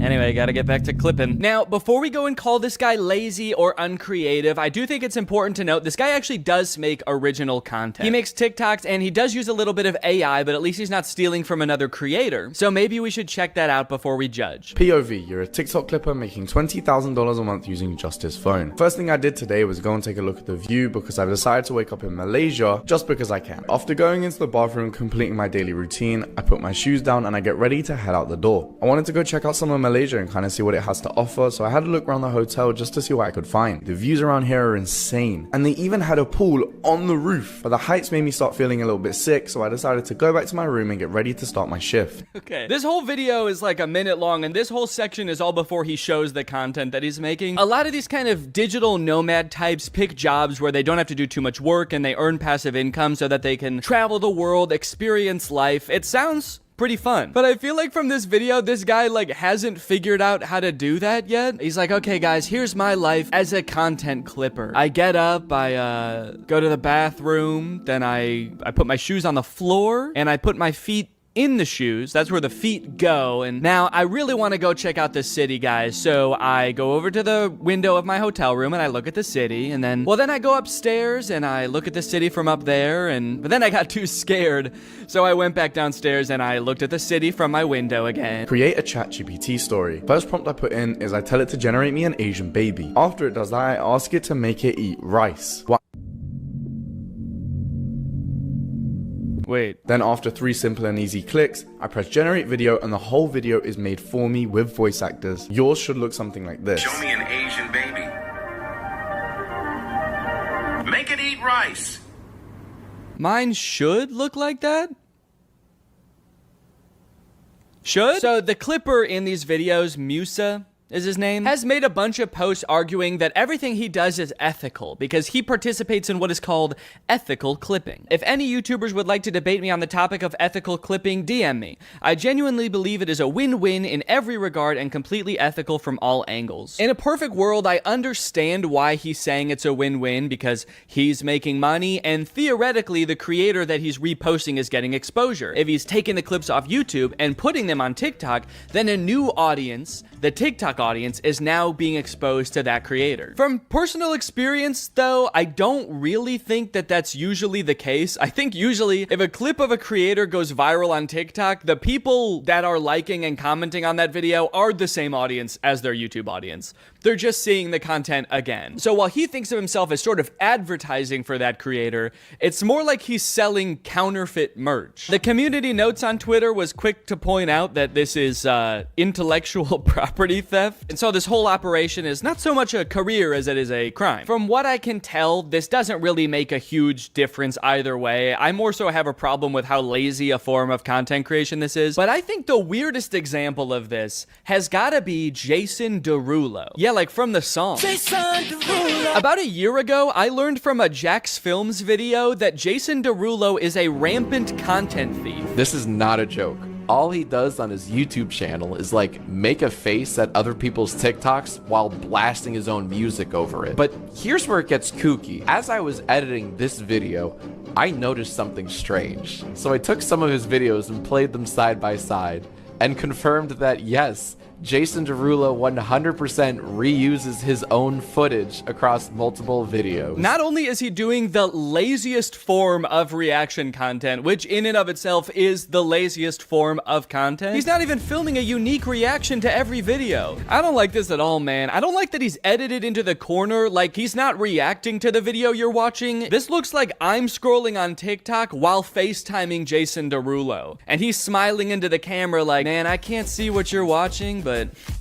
I'm just happy that you're happy. And also my song is playing. I like that. In a way, this is kind of the visual equivalent to him singing his own name at the beginning of every song. It's like, okay, I like this video, and to be fair, since he got called out for this, he has stopped doing this. He no longer appears in the videos. He still does continually post other people's TikToks with his own music playing, but it seems like he is at least now getting permission to do it. So now it's just sort of a marketing tactic that, I'll be honest, is kind of smart. If he's worked out some kind of agreement with these creators where he's paying them, or he's got permission to post and he can just slap his own music on these TikToks that are guaranteed to go viral, it's a decent marketing strategy. Then again, maybe an even better way to get people to listen to his music would be to make better music. Let's go! That's a zinger, baby! Add another zinger to the zinger counter. I still got it. I still got it. Danny still got it. Okay, the end. Okay, so sure, that's bad, copying from other content creators, but what if we don't copy from another human being? What if we copy from a computer? Well, that sounds to me like it would make some pretty good content. We should make kids watch it. Take it away, Danny. Oh, sorry, regular Danny couldn't be here, so he sent me instead. I'm AI Danny. I'm an AI version of Danny, so I'm pretty much exactly the same as him in every way, except I don't have a soul. So it technically wouldn't be immoral to murder me. Real Danny wanted me to start this video off by showing you a video that he apparently made for his son. He made him a little kids animation. This took a ton of hours of painstaking hand animation. He produced the song himself, and so he just wanted to share this with you guys to start off. Are you ready? Let's go. First stop, the apple orchard. This is Annie the apple. You guys like it? All right, I tricked you guys. Regular Danny didn't really make that video. It was actually written and created totally by AI. Isn't that hard to believe? What you just watched was the end product of a tutorial that there's a bunch of on YouTube right now. Create faceless kids animation YouTube educational videos in minutes with Canva and AI. How I make faceless kids songs using AI in under 20 minutes. I love how all the titles emphasize faceless. For a kids animation song, that feels like it goes without saying. Like in this tutorial, she's making a song about animated dogs, little corgis up on the couch. Are there methods of doing this where I might accidentally show up in the video? 3 little dogs sitting on the couch.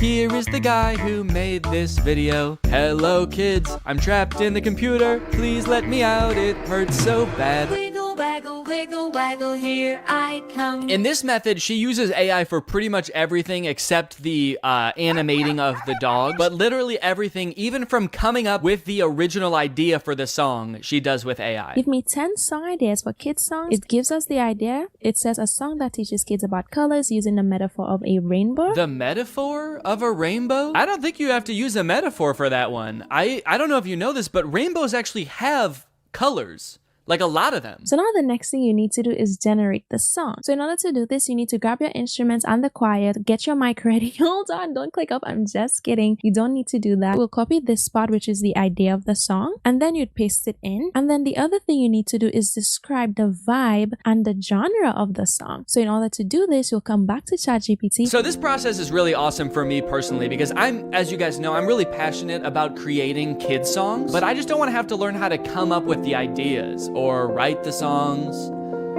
or make them. Would you guys say this is a good career fit for me? Take a listen to the first one. There's one little puppy sitting on the couch. Wiggle, waggle, wiggle, waggle, here I come. Okay, yeah, that sounds great. So she typed in something like a counting song about puppies sung by a ghost. Kids love that. Kids love ghost voices. Ooh, it has a little bit to it. Ooh, it's got a little beat to it. Just makes you want to dance. I were a kid and I heard this, I would so be dancing to it. Like, me too. The beat is so good. The voice is clear. If this is the one she's showing because the voice is so clear. The voice is clear. What are all the other ones that she skipped past showing us? What do those sound like? I could goof on these AI songs and how bad they are until the cows come home or until there's 5 dogs on the couch. But as I feel like we keep hearing time and time again, this technology is only getting better, and someday this AI might be able to generate a song that's totally indistinguishable from one made by a very stupid person. But even if you're like totally on the side that like AI art is just as much of art as human art and it doesn't totally destroy the point of art, we can still all agree it's not there yet, right? We can all agree that wasn't good music, right? Wiggle, waggle, wiggle, waggle. It sucks because, like, what if someday it is really good at it? What am I gonna say? Like, no, don't use this shortcut to make a song in 20 minutes for $0 that a human probably would have had to spend like a day on and maybe work with a music producer, which is expensive. But what I will say is that not only are you probably doing a disservice to the poor kids who are left alone long enough to fall down this weird rabbit hole of content that you make, you're also doing yourself a disservice. If you're an entrepreneur and you're looking for ways to make money for little effort and you pick this, which is basically just clicking buttons on a computer, essentially just helping a computer do its job, someday the computer's not going to need you anymore. So you can keep looking for new ways to, make money from home with 0 effort and gaming the system, or you can realize that maybe not everything is about making as much money as possible for as little effort as possible. Maybe you should pick something that makes money and you like, and you find fulfillment from. Also, and no one's gonna watch any of these videos. This is Annie the Apple. None of these videos that these people make in these tutorials are gonna get any views. Kids content is so oversaturated on YouTube because everyone thinks they can make billions of dollars by making kids content. And the stuff that is getting views probably doesn't sound like it was sung by a voice that came to me in a dream. A lot of times I feel like the people who make these tutorials usually make more money off of the tutorials than the thing that is supposed to be making you money. And now that everybody knows how to do this and it's accessible, it's gonna become even more oversaturated. Hi, I am an orange. O-R-A-N-G-E spells orange. Hi, can you guess what fruit I am? Apple! Apple! How can we copyright the song we created? You didn't create... What? You'll notice in this video a lot of the lazy content that I'm talking about, in fact, pretty much all of it, is geared primarily towards kids. That's a bit of a disturbing trend I've noticed. Why is it that the laziest people try to make content for kids? Is it because they know kids are a little bit dumb and will watch anything and are easily tricked? Yeah, it probably is. I'm not gonna give you time to think about it. It is. It's just slop. It's so lazy. And I hope the people who are doing this realize that soon. Realize that people don't want to watch these videos because I can't imagine any of it is doing well. And I also hope that you realize that today's sponsor, Rocket Money, has helped save its customers up to $740 a year when they use all the features. With over $500 million in canceled subscriptions. Have you ever forgot that you were paying a subscription fee for a service that you don't use anymore? That's happened to me more times than I care to admit. I'm always signing up for subscription services for like new editing software or different tools and plugins, and I don't know why I'm like addicted to it. I'm just kind of addicted to the thrill of paying $30 a month to do something that sure I could have done in Final Cut Pro but would have taken a couple extra steps. But luckily today's sponsor, Rocket Money, is here to help me and you, and also real Danny, that's right, I'm still AI Danny, I didn't forget that. Rocket Money is a personal finance app that helps you cancel subscriptions, lower bills, and manage your own money better. I've used Rocket Money to help me cancel several subscriptions, most recently this suite of plugins in Final Cut that I used once and then never again. It takes the brain work out of it because Rocket Money safely and securely identifies reoccurring charges and cancels unwanted subscriptions for you. The best part is that you can cancel right within the Rocket Money app. You don't need to call customer service for this random software you downloaded. You don't need to jump through all their hoops of answering surveys. I also love that I can create budgets within Rocket Money. Rocket Money analyzes your spending habits to create a personal budget for you. It automatically monitors spending by category. So if you're spending a little bit too much money going out one month, Rocket Money can send you a notification letting you know. So to save more and spend less, join the over 5 million Rocket Money members today. Go to rocketmoney.com/Danny or click the link in the description to get started today for free. And you can unlock even more features with premium. That's rocketmoney.com/Danny to get started for free. Thanks to Rocket Money for sponsoring this video, and thank you to you guys for checking out Rocket Money. One underrated part of becoming a content creator is developing your own unique style. The vast majority of creators, when they start out, are just kind of a worse amalgamation of all of their inspirations. For me, it was probably The Lonely Island and Jake and Amir with some Bo Burnham mixed in there. But over time, you start to make certain creative choices that distinguish you. Types of music that you choose for your video, the way you tell jokes, the name of your fan base, maybe even your thumbnails have a distinct look to them. I love it when creators take another step in developing their own personal style. A lot of people call it a brand. I think that sounds very corporate. To me, it feels a lot more personal than that. You're choosing what the best way to express yourself is. But unfortunately, this gives way to a completely different kind of copying on YouTube. Not copying content, but personality. What's up, goobers? The YouTubers stealing other YouTubers' personality situation is crazy. It's crazier than a gopher going up my butthole and coming out of my mouth. To start off this discussion and kind of illustrate what I'm talking about, I'm gonna give kind of a niche example, but this is a song called Deep Space Samurai. I first started hearing this song in the intro to Ryan Trahan's YouTube videos. My birthday is this weekend. I'm going to 3 iconic theme parks this week to go stay in the most strange Airbnbs. He first started using it in his shorts, and then he started using it in his full-length videos. And over time, to me, it sort of started to become like a theme song for Ryan. He uses it in a bunch of intros, and so when this song was playing, you knew it was a Ryan Trahan video. But within a couple months, because Ryan's videos are so popular, other creators have started taking that song and being like, and it's my theme song too. Today I'm building a secret zoo in my house. Today I'm building 50 secret rooms you'd never find. Today I'm building 3 amusement parks in my house. This dude, Ben Azalart, has taken the song that Ryan uses in his intros and has probably in recent months used it more than Ryan has. This might be a really niche example, and this might be something that only I notice, but to so deliberately take a song that is part of someone's like identity online and just be like, that's mine now. In fact,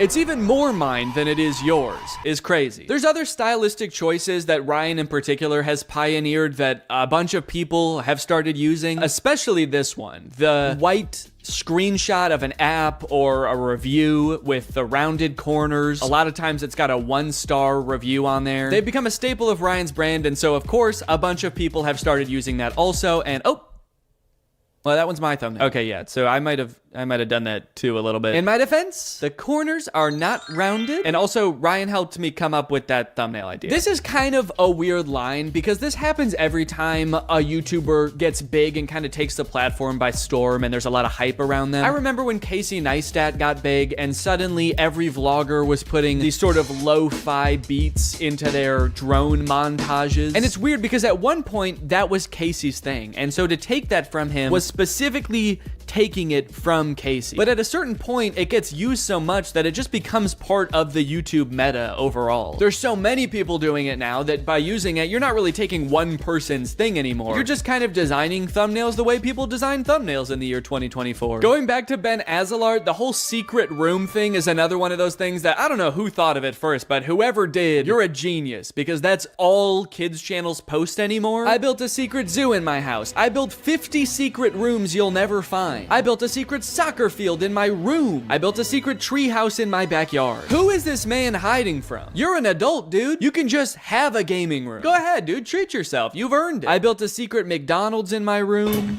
Yo! Wow. Looks just like a real McDonald's. This type of picking up one thing or element about a YouTube video that made it popular and just beating it to death and a ton of channels copying it just makes YouTube so boring. Like putting I survived at the beginning of every title, even ones that make zero sense. I survived $1 versus $100,000 hotel room. I survived America's largest hotel room. I survived the world's only 7-star hotel. That moment when the hotel room is so large that you die.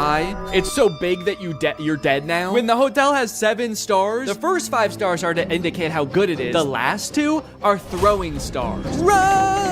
This is the Mr. Beast font. It was popularized by Mr. Beast. I don't know if he was the first person to start using it, but it definitely got popular because of him. And now just like every kid's channel is like, we are Mr. Beast too. You guys, I get it. Mr. Beast gets a lot of views. He's probably very rich. But what exactly are you trying to accomplish by taking the man's font? Some of you guys have been doing YouTube for so long, there's no way you guys think the font is what made him popular.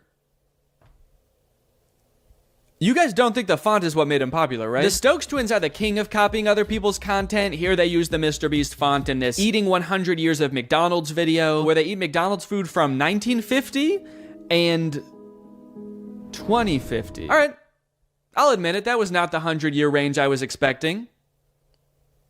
You guys know what year it is, right? The Stokes twins have gained 90 million followers by basically copying everybody's ideas and trying to be Mr. Beast clones. Mr. Beast's channel banner says subscribe for a cookie. And the Stokes twins channel banner says subscribe equals cookie. Stokes twins, do you think that that is why Mr. Beast has as many subscribers as he does? Because he promised cookies? I think a lot of this comes down to blatant and shameless stealing. Some of it might come down to what Little Joel calls in a video algorithm folklore. What interests me is this one particular moment where Ludwig says this about uploading YouTube videos. One quick key, by the way, if you guys are ever uploading videos, they'll use whatever the video's file name is for the algorithm. I have heard this claim a million times. I heard it when I was just getting my YouTube channel started. And what's odd about it is that there's never been any evidence at all that this is the case. Because so many YouTubers see the algorithm as this like weird entity that works in mysterious ways, it does seem like it could be possible for creators to believe that the font you pick in the thumbnail really matters because the algorithm uses it to sort your videos. Or maybe putting I survived at the beginning of a title of a video of you having like the best day of your life helps trick the algorithm into thinking that you are Mr. Beast. And for people whose entire livelihoods is YouTube, and maybe they have a ton of employees, and so every video has to be a banger, otherwise you have to let people go, maybe you're more likely to cling on to some old wives' tales of YouTube. Or maybe it's just blatant stealing. Maybe they just want to confuse viewers into thinking that they are the person they're stealing from, a la ratatouille. This type of thing always happens on YouTube and probably will always happen. And my biggest gripe with it is it just makes YouTube so boring, you know? Boring,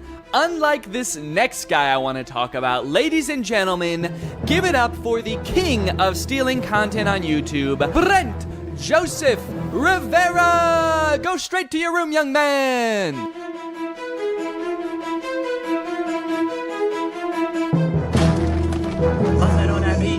Come on, I'm dead.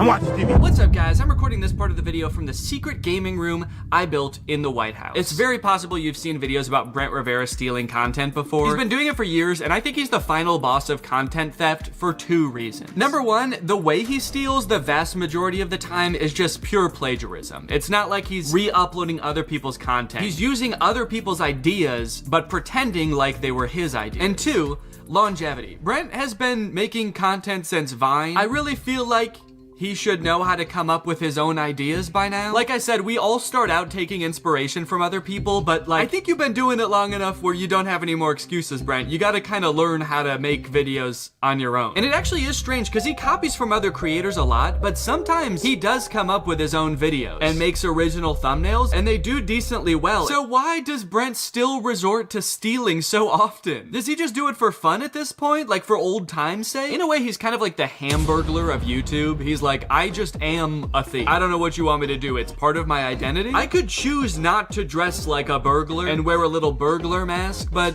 I prefer people know. Oh, you want me to change? You want me to stop being a burglar? It's my fucking name. Why didn't you tell Ronald McDonald to stop being a clown? Or Grimace to stop having a big juicy purple ass? That's right, you wouldn't. Brent practices a strategy on YouTube that unfortunately is pretty popular right now, where creators will scour other YouTubers' pages for their most popular videos and then just remake them. Same title, same thumbnail, nothing changed. This method, unfortunately, does work really well. One time Brent copied my friend Eddie's thumbnail down to almost every detail, except he just changed what kind of restaurant he was going to. This is a weird example because it's literally the same thumbnail, but he did change it technically. While Eddie's video asks, what toll will it take on me to eat at the same kids' restaurant in different locations over and over for weeks? Brent's video asks, how sick would it be if I ate a bunch of really good food? I'm going to every single Gordon Ramsay restaurant in America. The answer will shock you. First impressions, this restaurant is sick. Wait, that didn't shock me. That's exactly what I thought was gonna happen. It's sick. Hi, Brent. Hi, Drew.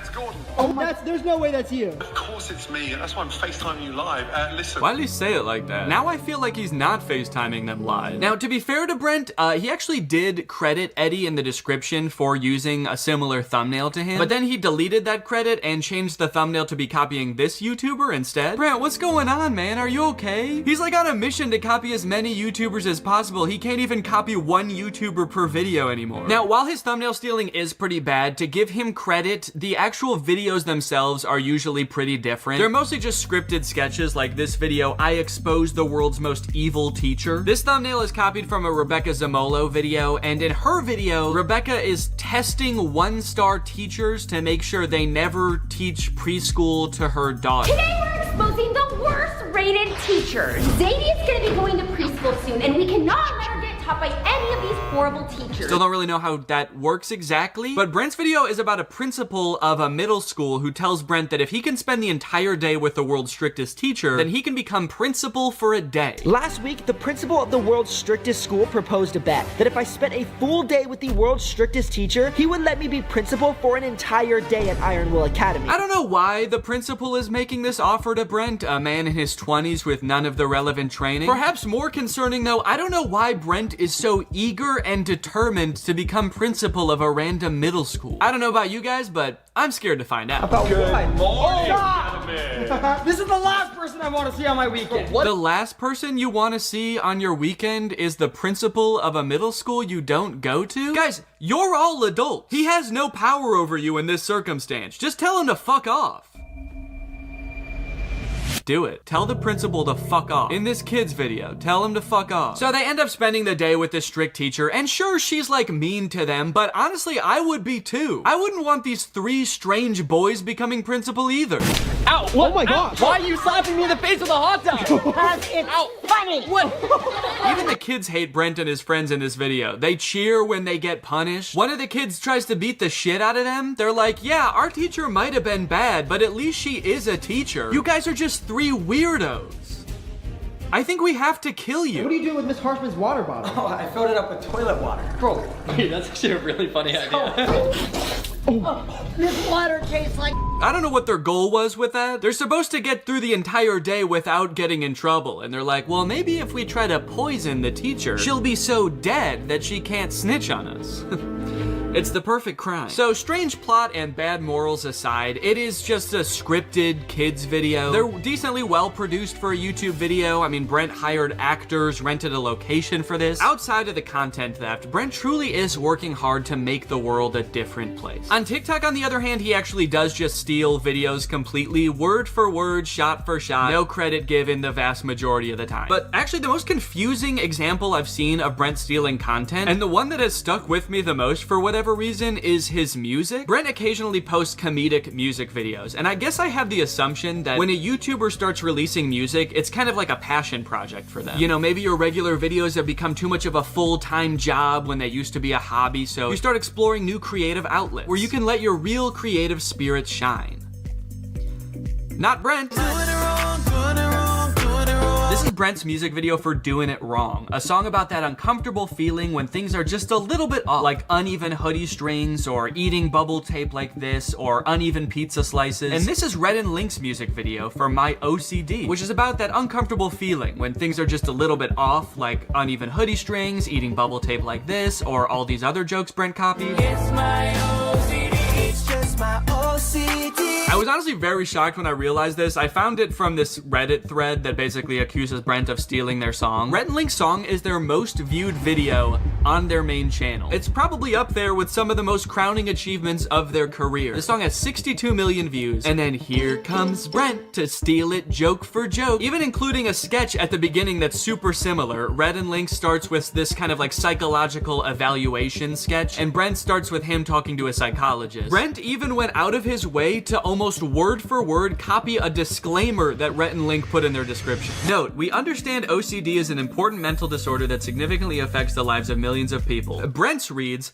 important note. I understand that OCD is a serious mental disorder that significantly affects the lives of millions of people across the globe. Now, I should point out that the thumbnail and title copying Brent Rivera does is in no way limited to Brent Rivera. This happens a lot on YouTube. It's actually a pretty big problem, I would say. It seems like almost every big kids channel does it, but even creators you wouldn't think do kind of just take other popular ideas all the time. Even creators that would like you to think they don't. I don't know if you guys know who Arak is, but here he is in a video calling out Brent for stealing his thumbnails. Brent Rivera, you are most likely to copy my thumbnails. And then here he is stealing a thumbnail. Here's Mr. Beast copying a thumbnail almost exactly. Brent particularly has done this so much and been called out for it so many times that I'm actually kind of amazed he hasn't let the criticism get to him or stop him. Brent probably has enough money to never have to work again. He probably has a ton of people working for him who could be coming up with original ideas around the clock. But instead, he insists on copying other creators. Maybe copying content is just so fun that he literally cannot stop. Well, I intend to find out. On day one, I followed Brent on TikTok and YouTube, turned on his notifications, and as luck would have it, on the very first day, he posted a TikTok. Oh wow, this is a nice car. Thank you. G-Wagon, AMG. Here, hop in. My ex had one of these, but I think it was fake. Fake? So fake? What do you mean by fake? Well, his is really high up. It was kind of easier to get into this one. Did it by chance say 4x4 anywhere?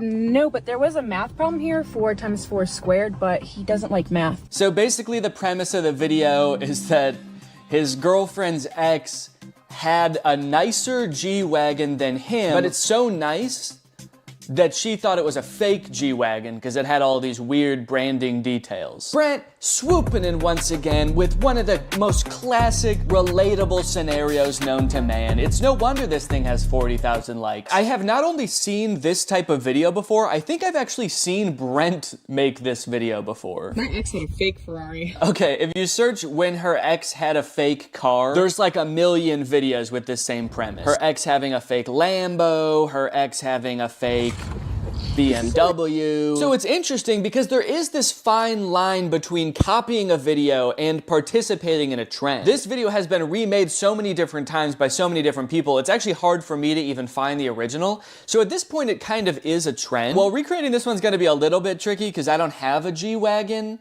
And also, I can't rent cars from Turo anymore because I got banned after my Cybertruck review. That's real. I'm not allowed to rent cars on Turo anymore because I think I made fun of the Cybertruck too bad. So I'm gonna have to come up with a bit of a workaround for this. So I recruited Eddie, who happened to be in town, to be the voice behind the camera, and away we went. You ready to film a TikTok, Eddie? I love it. I love making TikToks. I love posting to social media. I love making Instagram Reels. I wanted to be as true to Brent's original TikTok as possible, but due to circumstances, we did have to make some compromises. Like, Eddie couldn't really pretend to be my girlfriend, so he was just my friend, whose other friend has a nicer car, and instead of a G-Wagon, I used Laura's Audi. But overall, I think we pretty much crushed it. We even added in a sort of twist ending, and bada bing. Yo, what's up, brother? You ready to go? Wait, English or Spanish? No, I'm just kidding.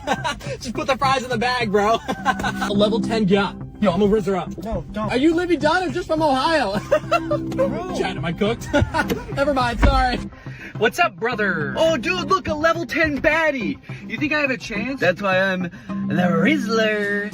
That's why I'm wanted for murder. Skibbity toilet Riz. Grimace shake.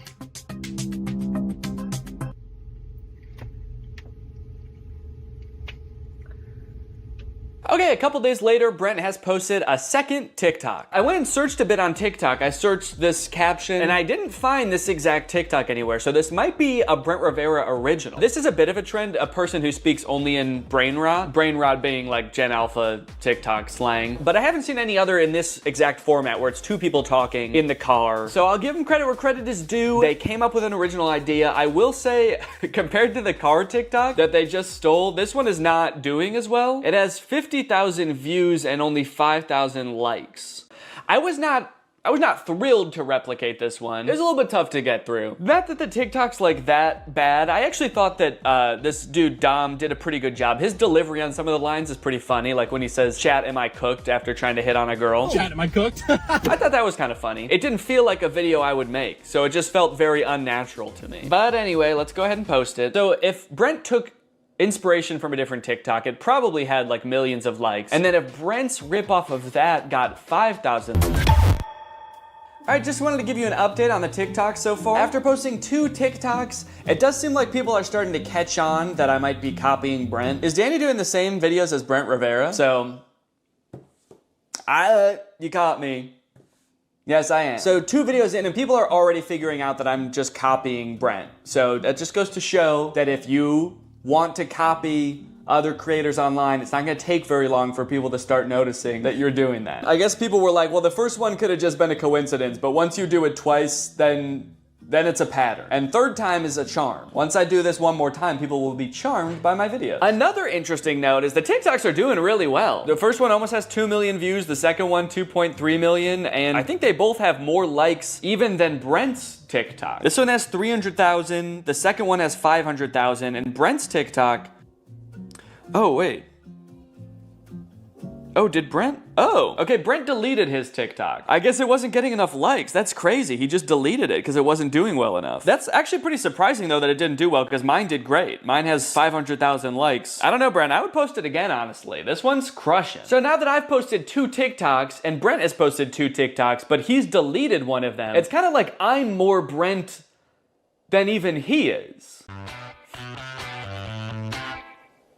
And would you say that's a good thing? You know, I never thought it could be so cool to be just like Brent. In a way, my new content strategy was even better than his. It seems like so much work to scour the web to find content to steal, but all I have to do is just steal everything Brent makes. It feels like I've got some kind of cheat code, like those websites that let you see senator stock trades. The work has already been done. All that's left to do is profit. As a content creator, I put so much pressure on myself to be coming up with video ideas all the time, so it's nice to just kick back, relax, and let Brent do all the work for a change. Maybe I could keep this up for even more than a week.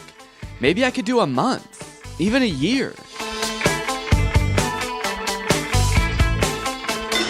The day that I have been long dreading has finally arrived. Brent has posted a YouTube video. He actually posted it 4 days ago, but then the weekend came and I didn't want to work on it on the weekend, and then a couple more days passed, so he actually posted it a few days ago, but I'm gonna recreate it now. It's called I Exposed the World's Most Evil Babysitter. Today, I'm exposing the world's most evil babysitters. These babysitters are so evil, they're banned from literally every website. They're banned from Yelp? I can understand them being banned from specifically babysitter websites, like you shouldn't be able to book them through babysitter websites. But being banned from Yelp? That seems kind of counterproductive. I think we should keep them on Yelp if they're really that bad. I'm gonna be exposing the babysitters to their parents in hopes of getting them fired. They're going into these homes with the evil babysitters, and they're gonna expose how evil they are. That way the parents will fire the babysitter. You would think that being banned from every babysitter website would be enough for these parents. Like, I don't know why Brent needs to come in and prove it to them. Let's skip forward and see what kind of evil stuff this babysitter's gonna do. This review says she super glued a kid to the toilet because he wasn't doing his homework. Ow!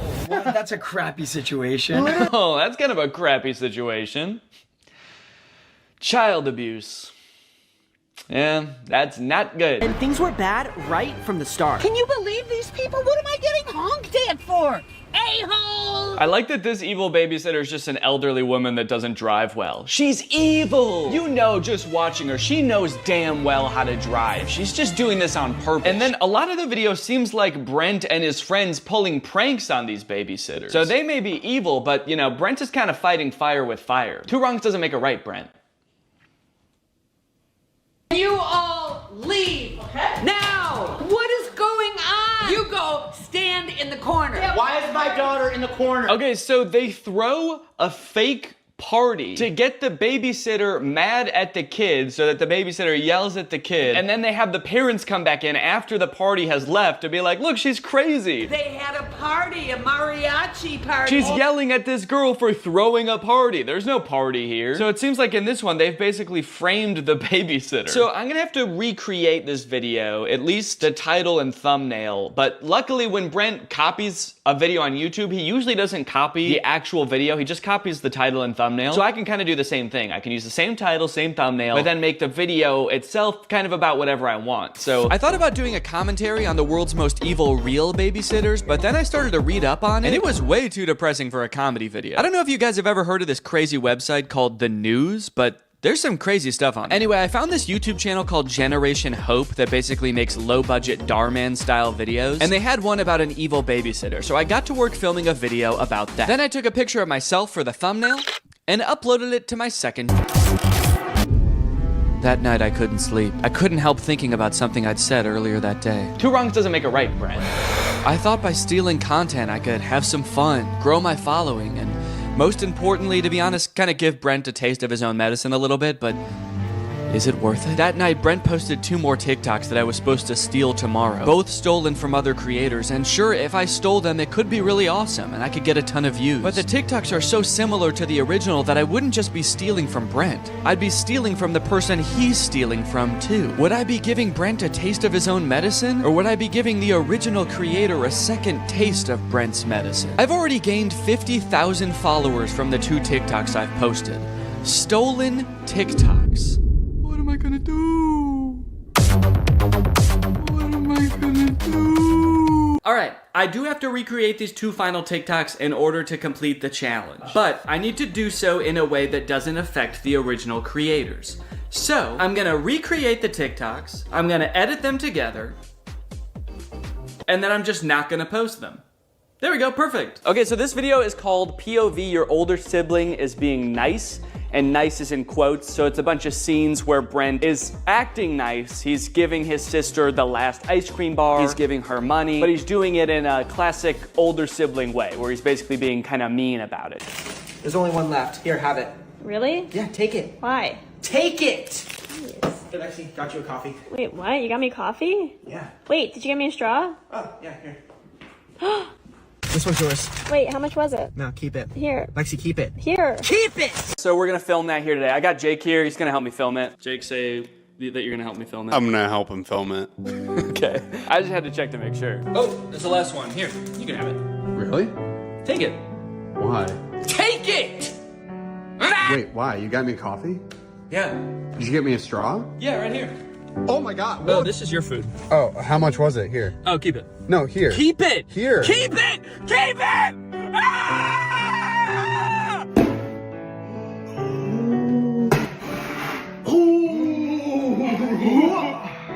You missed?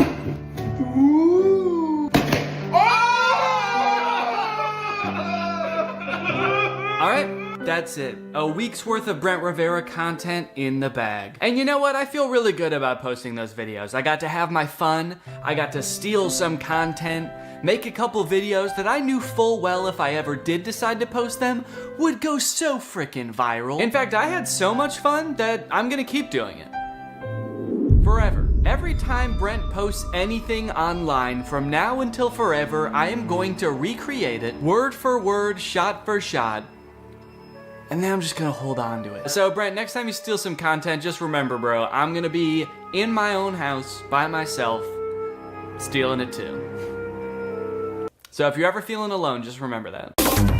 Brent, if you're watching this and you somehow made it this far into the video, I could understand seeing all these people criticize you and having the mentality that these people are just haters, these people are just jealous. But look, man, I don't hate you. I understand you're just making videos on the internet. It probably doesn't seem like the biggest deal in the world to copy other people. Do I think you're an irredeemable person or even like the most evil person on YouTube? No, of course not. Do I think that you frequently make shady decisions to further your career? Yeah. We're both successful creators and we've both been doing this for long enough that we should be driving forces of creativity on this platform, or at the very least not using other smaller creators as rungs on a ladder to advance your own career. Maybe you don't particularly care about getting respect from other creators and literally the only thing that you're prioritizing is your bottom line. Or maybe you feel like you're making a difference in the lives of the kids who watch your videos, and so in your mind that justifies being able to do whatever to get to that position. From watching your videos, I do get the sense that you have a good time making them. I feel like if I was you, my favorite part of the job would be like getting on camera with your friends and goofing around. You probably like the parts of your job where you're coming up with funny ideas of what to do in your sketches. And I honestly would have no problem with your content if you just focused on doing that. I can tell you from experience, and I know a lot of other YouTubers feel the same way, that the more you try to exploit the algorithm or trick the system into gaining followers, like this game of copying other popular ideas, the more soul-sucking and draining this job becomes. So if you're in it because you like goofing around or you like making an impact on kids' lives, focus on that. That's awesome. I saw that TikTok someone made about you recently that you responded to, saying that your job is like their nightmare job, making content that's relatable to middle schoolers or high schoolers. And you responded with a bunch of TikToks basically saying that, you know, you make an impact on a lot of kids' lives. It did seem like a little bit like you were using the sick kids in those videos to like kind of really drive that point home. It felt a little bit weird to me. But I do disagree with the original TikTok in that I don't think that making content for young people has to be inherently this, you know, shady pursuit. As long as it's actually for kids, which I also think that you've kind of missed the mark on sometimes, and you're not blatantly plagiarizing other people, I don't think there's any problem with that. And I would have so much respect for you if you just like owned that. Having the mentality that it's okay to steal content from other people because you're making such an impact on other people's lives feels to me more like you're patting yourself on the back rather than really trying to make an effort to be like a good creative force in these kids' lives. So look, dude, I think that there's room for you for an awesome path forward. Are you gonna be the guy who stole content from other people and tricked the algorithm and used other creators as pawns all the way to the top? Or are you gonna be the guy that pursued what he loves? Anyways, guys, that's pretty much it. Thank you for watching. After making this video and watching all of that stolen content, I feel like I wanna go like a whole week without watching any content. So thanks for watching. Bye-bye. What's up, Greg, and welcome back to another episode of Please Stop Trying to Give Birth at Disneyland.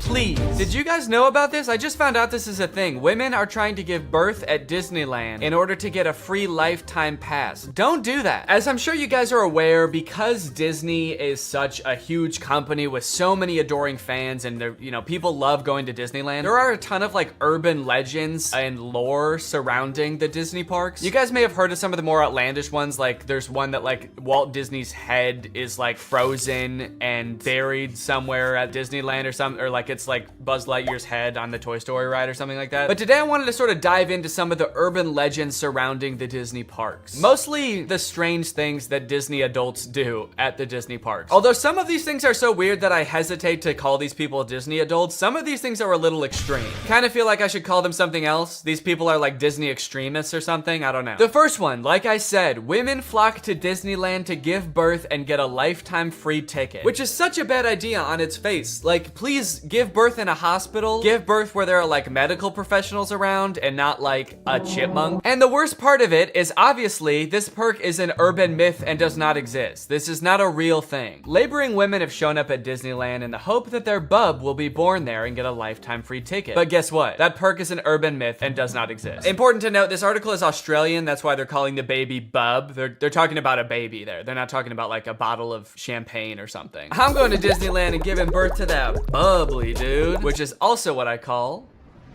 having a fart. I just gave birth to a bubbly. As a veteran of the pregnancy game, I know for sure that the journey to motherhood, okay, that's a weird way to say I've given birth before, or just that I am a mom. As a veteran to the pregnancy game. So you have kids, right? Me? Yep, yeah, that's right. I've done 3 tours of pregnancy. I've seen shit you cannot imagine. The pain, the screaming. Yeah, I've heard childbirth can be pretty tough. The innocent lives lost. Oh. What? The airstrikes. So many civilian casualties. Are we still talking about giving birth? Yes. Laboring women are racing to Disneyland's gates in hopes that if their baby is born there, they will secure their child a lifetime pass. Okay, so the article goes on to describe that there are people that have given birth at Disneyland before, and people have tried to replicate it and give birth at Disneyland, and they've gotten caught, and it hasn't gone well. I do feel like the article is over-exaggerating, though, saying that laboring women are racing to Disneyland's gates. Like, pregnant women have, like, the baby already coming out and they're shoving it back in, like running into Disneyland. There's just like a crowd of angry mothers-to-be banging on the gates in front of Disneyland. Let us in! We must release our spawn! Like making a break to the Pirates of the Caribbean ride to do a water birth. I just feel like they're exaggerating a little bit. I don't know if I would characterize it quite like that. So you're probably wondering how this rumor started. Like, did Disney ever at one point give a lifetime pass to someone whose baby was born at Disneyland? Well, I will let this TikTok explain that. Today in Disney history, the very first Disneyland baby was born. Rosa Salcedo gave birth to a 6-pound,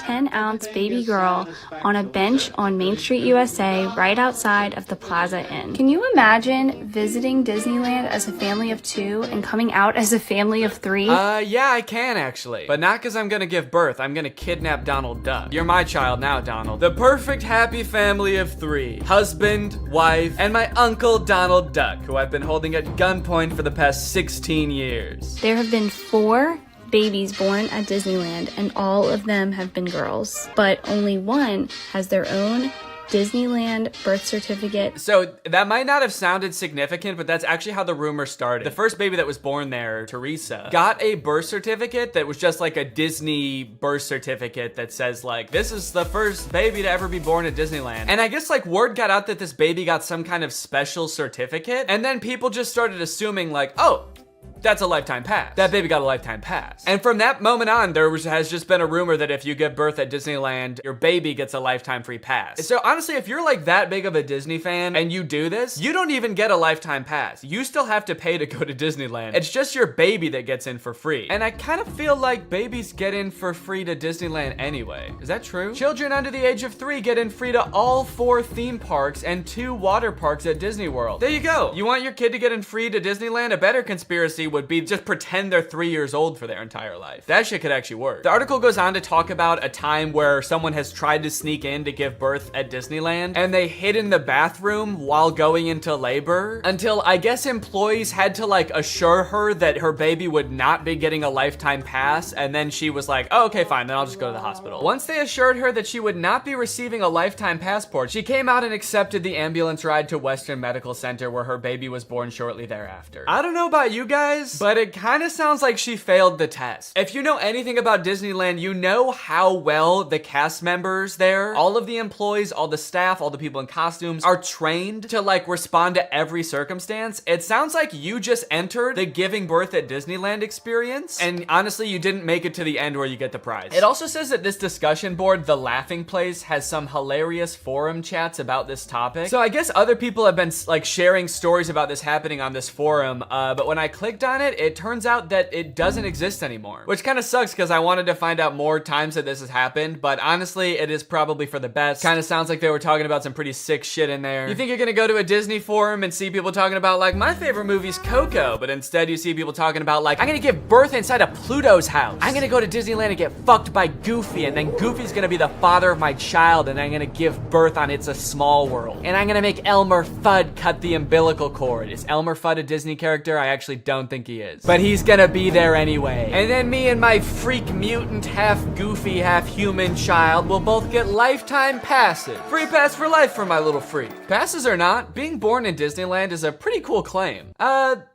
Yeah, I mean, I guess so. The way this is written, it kind of makes it sound like, so you might not get a free pass, but I don't know, it's worth a shot. You might want to do it anyway, just for shits. I've actually found a little bit of discussion about this on TikTok as well. Quick question, what's stopping me from giving birth in Disney World? Like in the Magic Kingdom, on a ride, in the Epcot ball? I think this TikTok in particular is a joke, but the comments under this TikTok are actually very interesting. I went into labor at Disney. They were not cool about it. And people like responded asking her to elaborate, and she goes on to detail her experience going into labor at Disney. And from her experience, it kind of sounds like the second anybody starts going into labor at Disney now because of this conspiracy, the entire staff immediately flips and like makes it their top priority to get get you out of the park and like to a hospital to give birth. And I guess that sometimes they can be so rushed trying to get you out of the park that it comes off as rude, but obviously they're just like concerned for your health. They also don't want this rumor escalating of like people giving birth getting a free pass. And also it's just like people in sweaty mascot costumes trying to not deliver a baby because that's not their job. So sometimes I guess it comes off as rude. But the funny thing is, from this woman's entire explanation, it sounds like she didn't even know that this urban legend was a thing. So in her head, I guess she just like broke some unspoken rule at Disneyland that she had no idea about and made the entire staff of the happiest place on earth turn on her in an instant, which is so funny to me. Hello there, what can I get for you? Yeah, can I just get a medium root beer, please? Oh,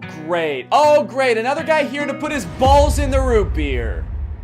What? Hey everybody, this guy right here is about to pull out his big fat balls in front of everyone, in front of a bunch of children, and put his balls in a glass of root beer. Why would I do that? Don't play dumb. I'm not playing dumb. I am dumb in this situation. You've clearly heard that if you put your stupid fat balls— why do you keep calling them fat? In the root beer at Disneyland, you get to spend the night with Minnie Mouse. Oh, what the fuck? No, I just wanted some root beer. Is that true? No, it's an urban legend. But no matter how many times we tell people it's not true, we still get perverts like you coming to Disneyland, ordering root beer just so they can put their stupid— don't call them fat balls in it.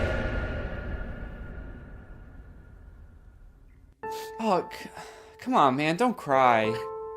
I already am. Why do you still sell root beer if this keeps happening? Because if you shit in the root beer, you actually do get a free fast pass for Space Mountain. Okay, I don't want to put my balls in root beer, and I definitely don't want to shit in the root beer, okay?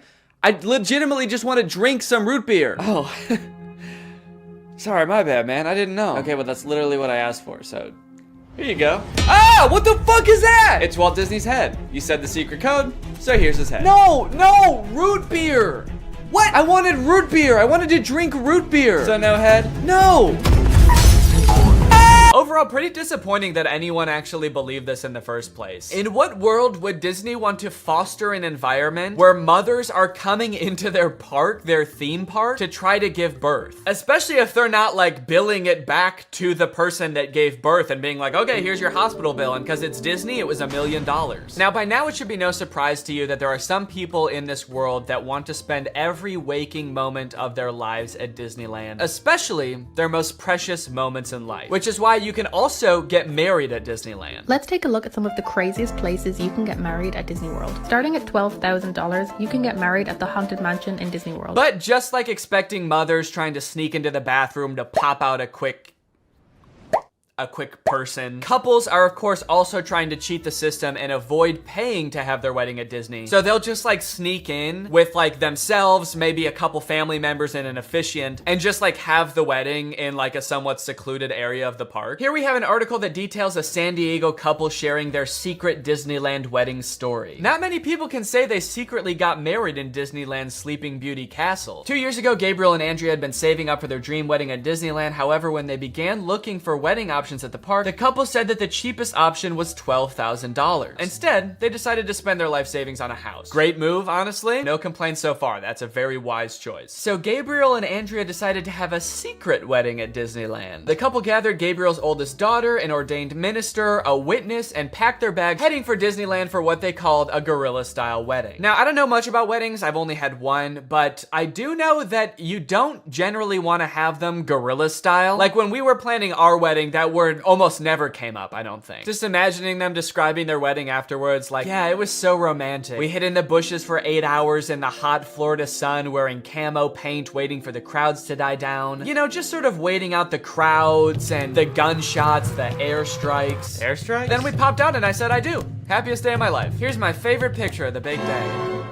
Now buckle up, because this next urban legend is about to get nasty. Quite literally, this is disgusting. Like I said, the most devoted Disney fans would probably spend forever at Disney if they could, but maybe they can. For years and years, the Haunted Mansion has been the home to an endless supply of Disney myths and legends. But the attraction's most prevalent and persistent rumor is that guests regularly spread the remains of their friends and family inside the ride. This can't be true though, right? It is 100% true. Yes, that is right, and I don't want to bash anybody's final wishes. I know that that's a very personal thing, but spreading human remains in a public place that people are like walking around and touching? Please don't do that. Or you know what, I should say, you know, because I feel bad for people who are just trying to honor their dead relatives' wishes or whatever. If you're alive still and you're watching this video and that's gonna be in your will, please take it out. Don't make people do that on your behalf. Honestly, I am a little relieved that people are sticking to like spreading ashes at least, because there are a lot of different ways to dispose of a body. It was actually my grandpa's greatest wish to be laid to rest at Disney. Oh, that's sweet. You're gonna scatter his ashes around at the park?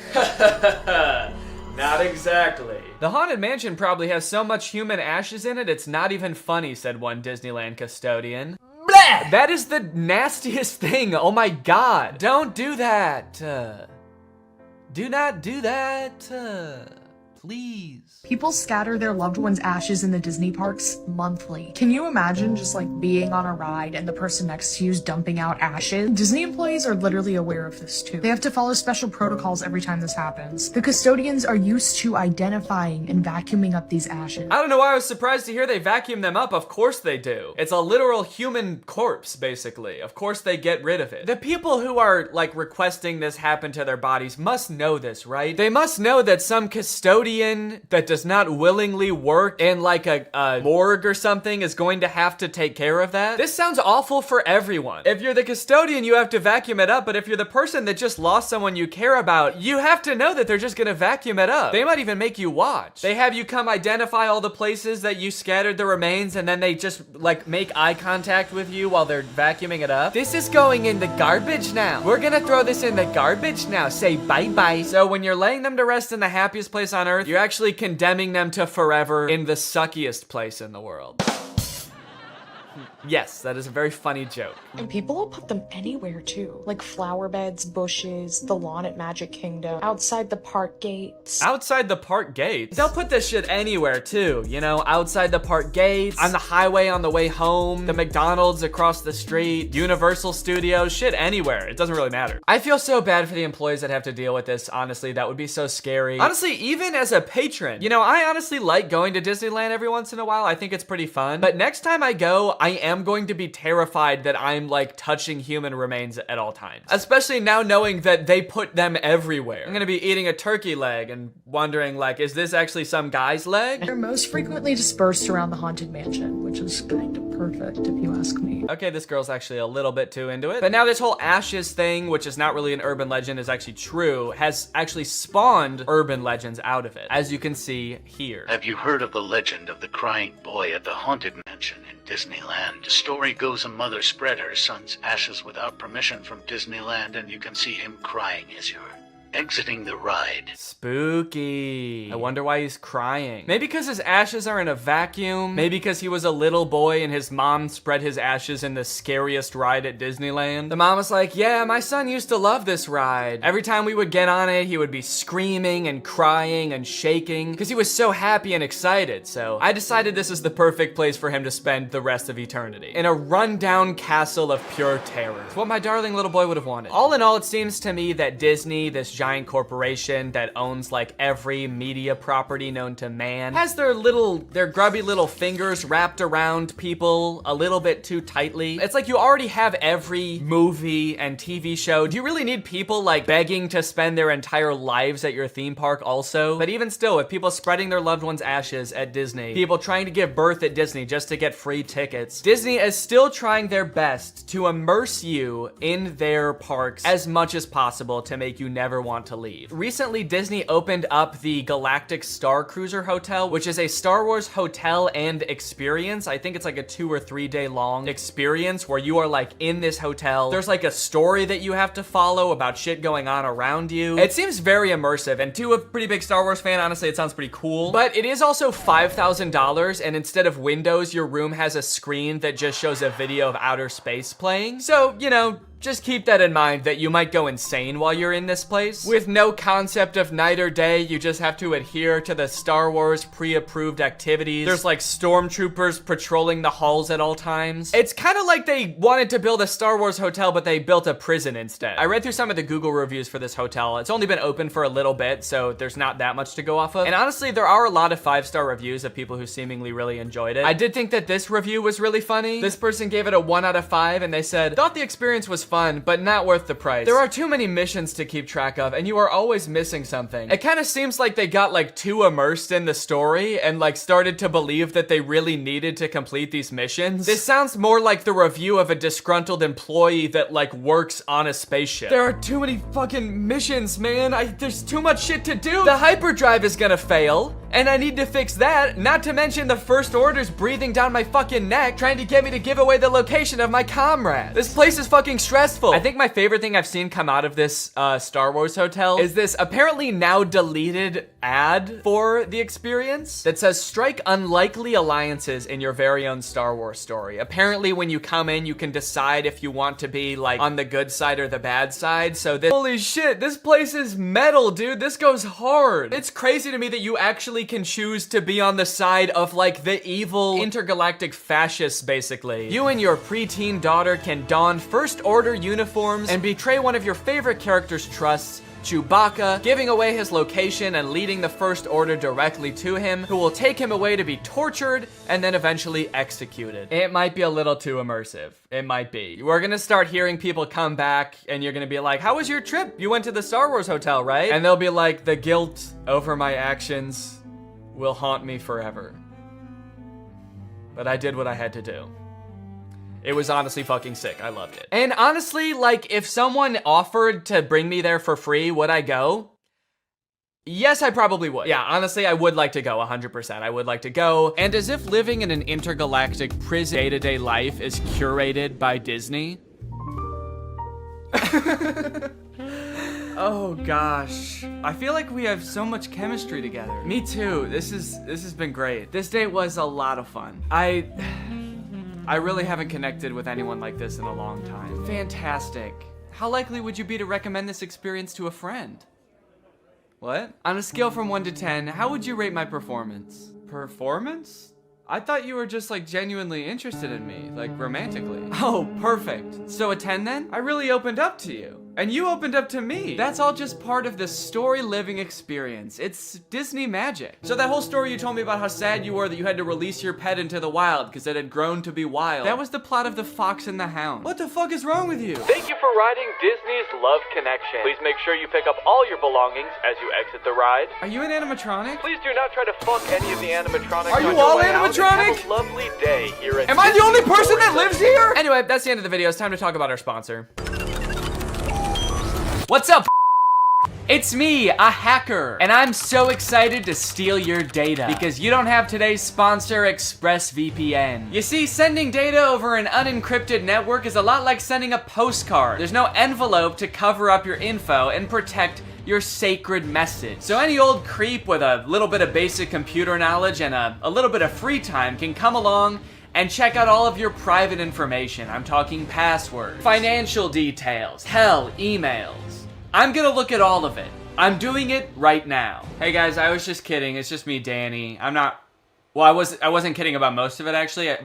Just the part about me being a hacker, but the rest of it is true. Oh, there's not enough light on my face now. Can I just sort of illuminate my face with this? Luckily, today's sponsor, ExpressVPN, is here to help. Because ExpressVPN encrypts all of your network data with their best-in-class encryption. It would literally take a hacker using a supercomputer billions of years to crack this encryption. ExpressVPN has the fastest speeds out there. They've got 24/7 customer support, and ExpressVPN is extremely easy to use. You can fire it up and get connected with just one click. I've got ExpressVPN on every device that can have it, just to have a little bit of extra peace of mind when I'm out and about, especially on public Wi-Fi. So if you want to find out how you can get 3 months of ExpressVPN for free, then head on over to the link in the description. That's expressvpn.com/Danny Gonzalez. That's expressvpn.com/Danny Gonzalez. Thank you, ExpressVPN, so much for keeping us safe, but also sponsoring this video. Thank you to you guys for checking out ExpressVPN. When you click on the link, it really helps to support my channel, so thank you for that. All right, thank you guys for watching this video. I hope you enjoyed it. If you're new here and you're not subscribed yet, make sure you subscribe and turn on my notifications to join Greg. Greg is what I call my army here on YouTube. We are a ruthless army whose violence and terror knows no bounds. Please subscribe and turn on my notifications to join, and I will see you next time. Bye-bye. Hey guys, real quick, I have new merch, and also there's a big sale going on in my merch store right now until December 1st, and 4 random orders during the sale are going to receive one of the physical drawings that I did in the fake AI video. So if you want to check out the new merch or get some discounted merch,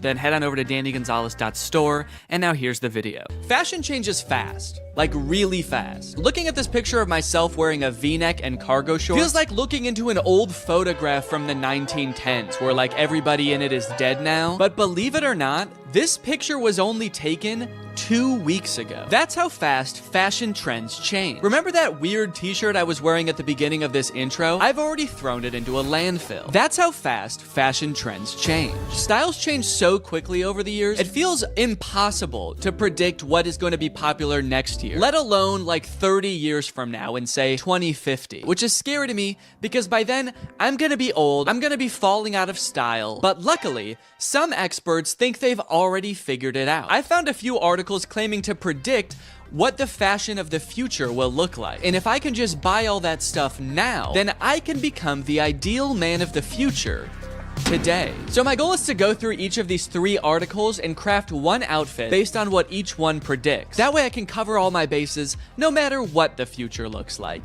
And then we can decide together which future we would most like to live in.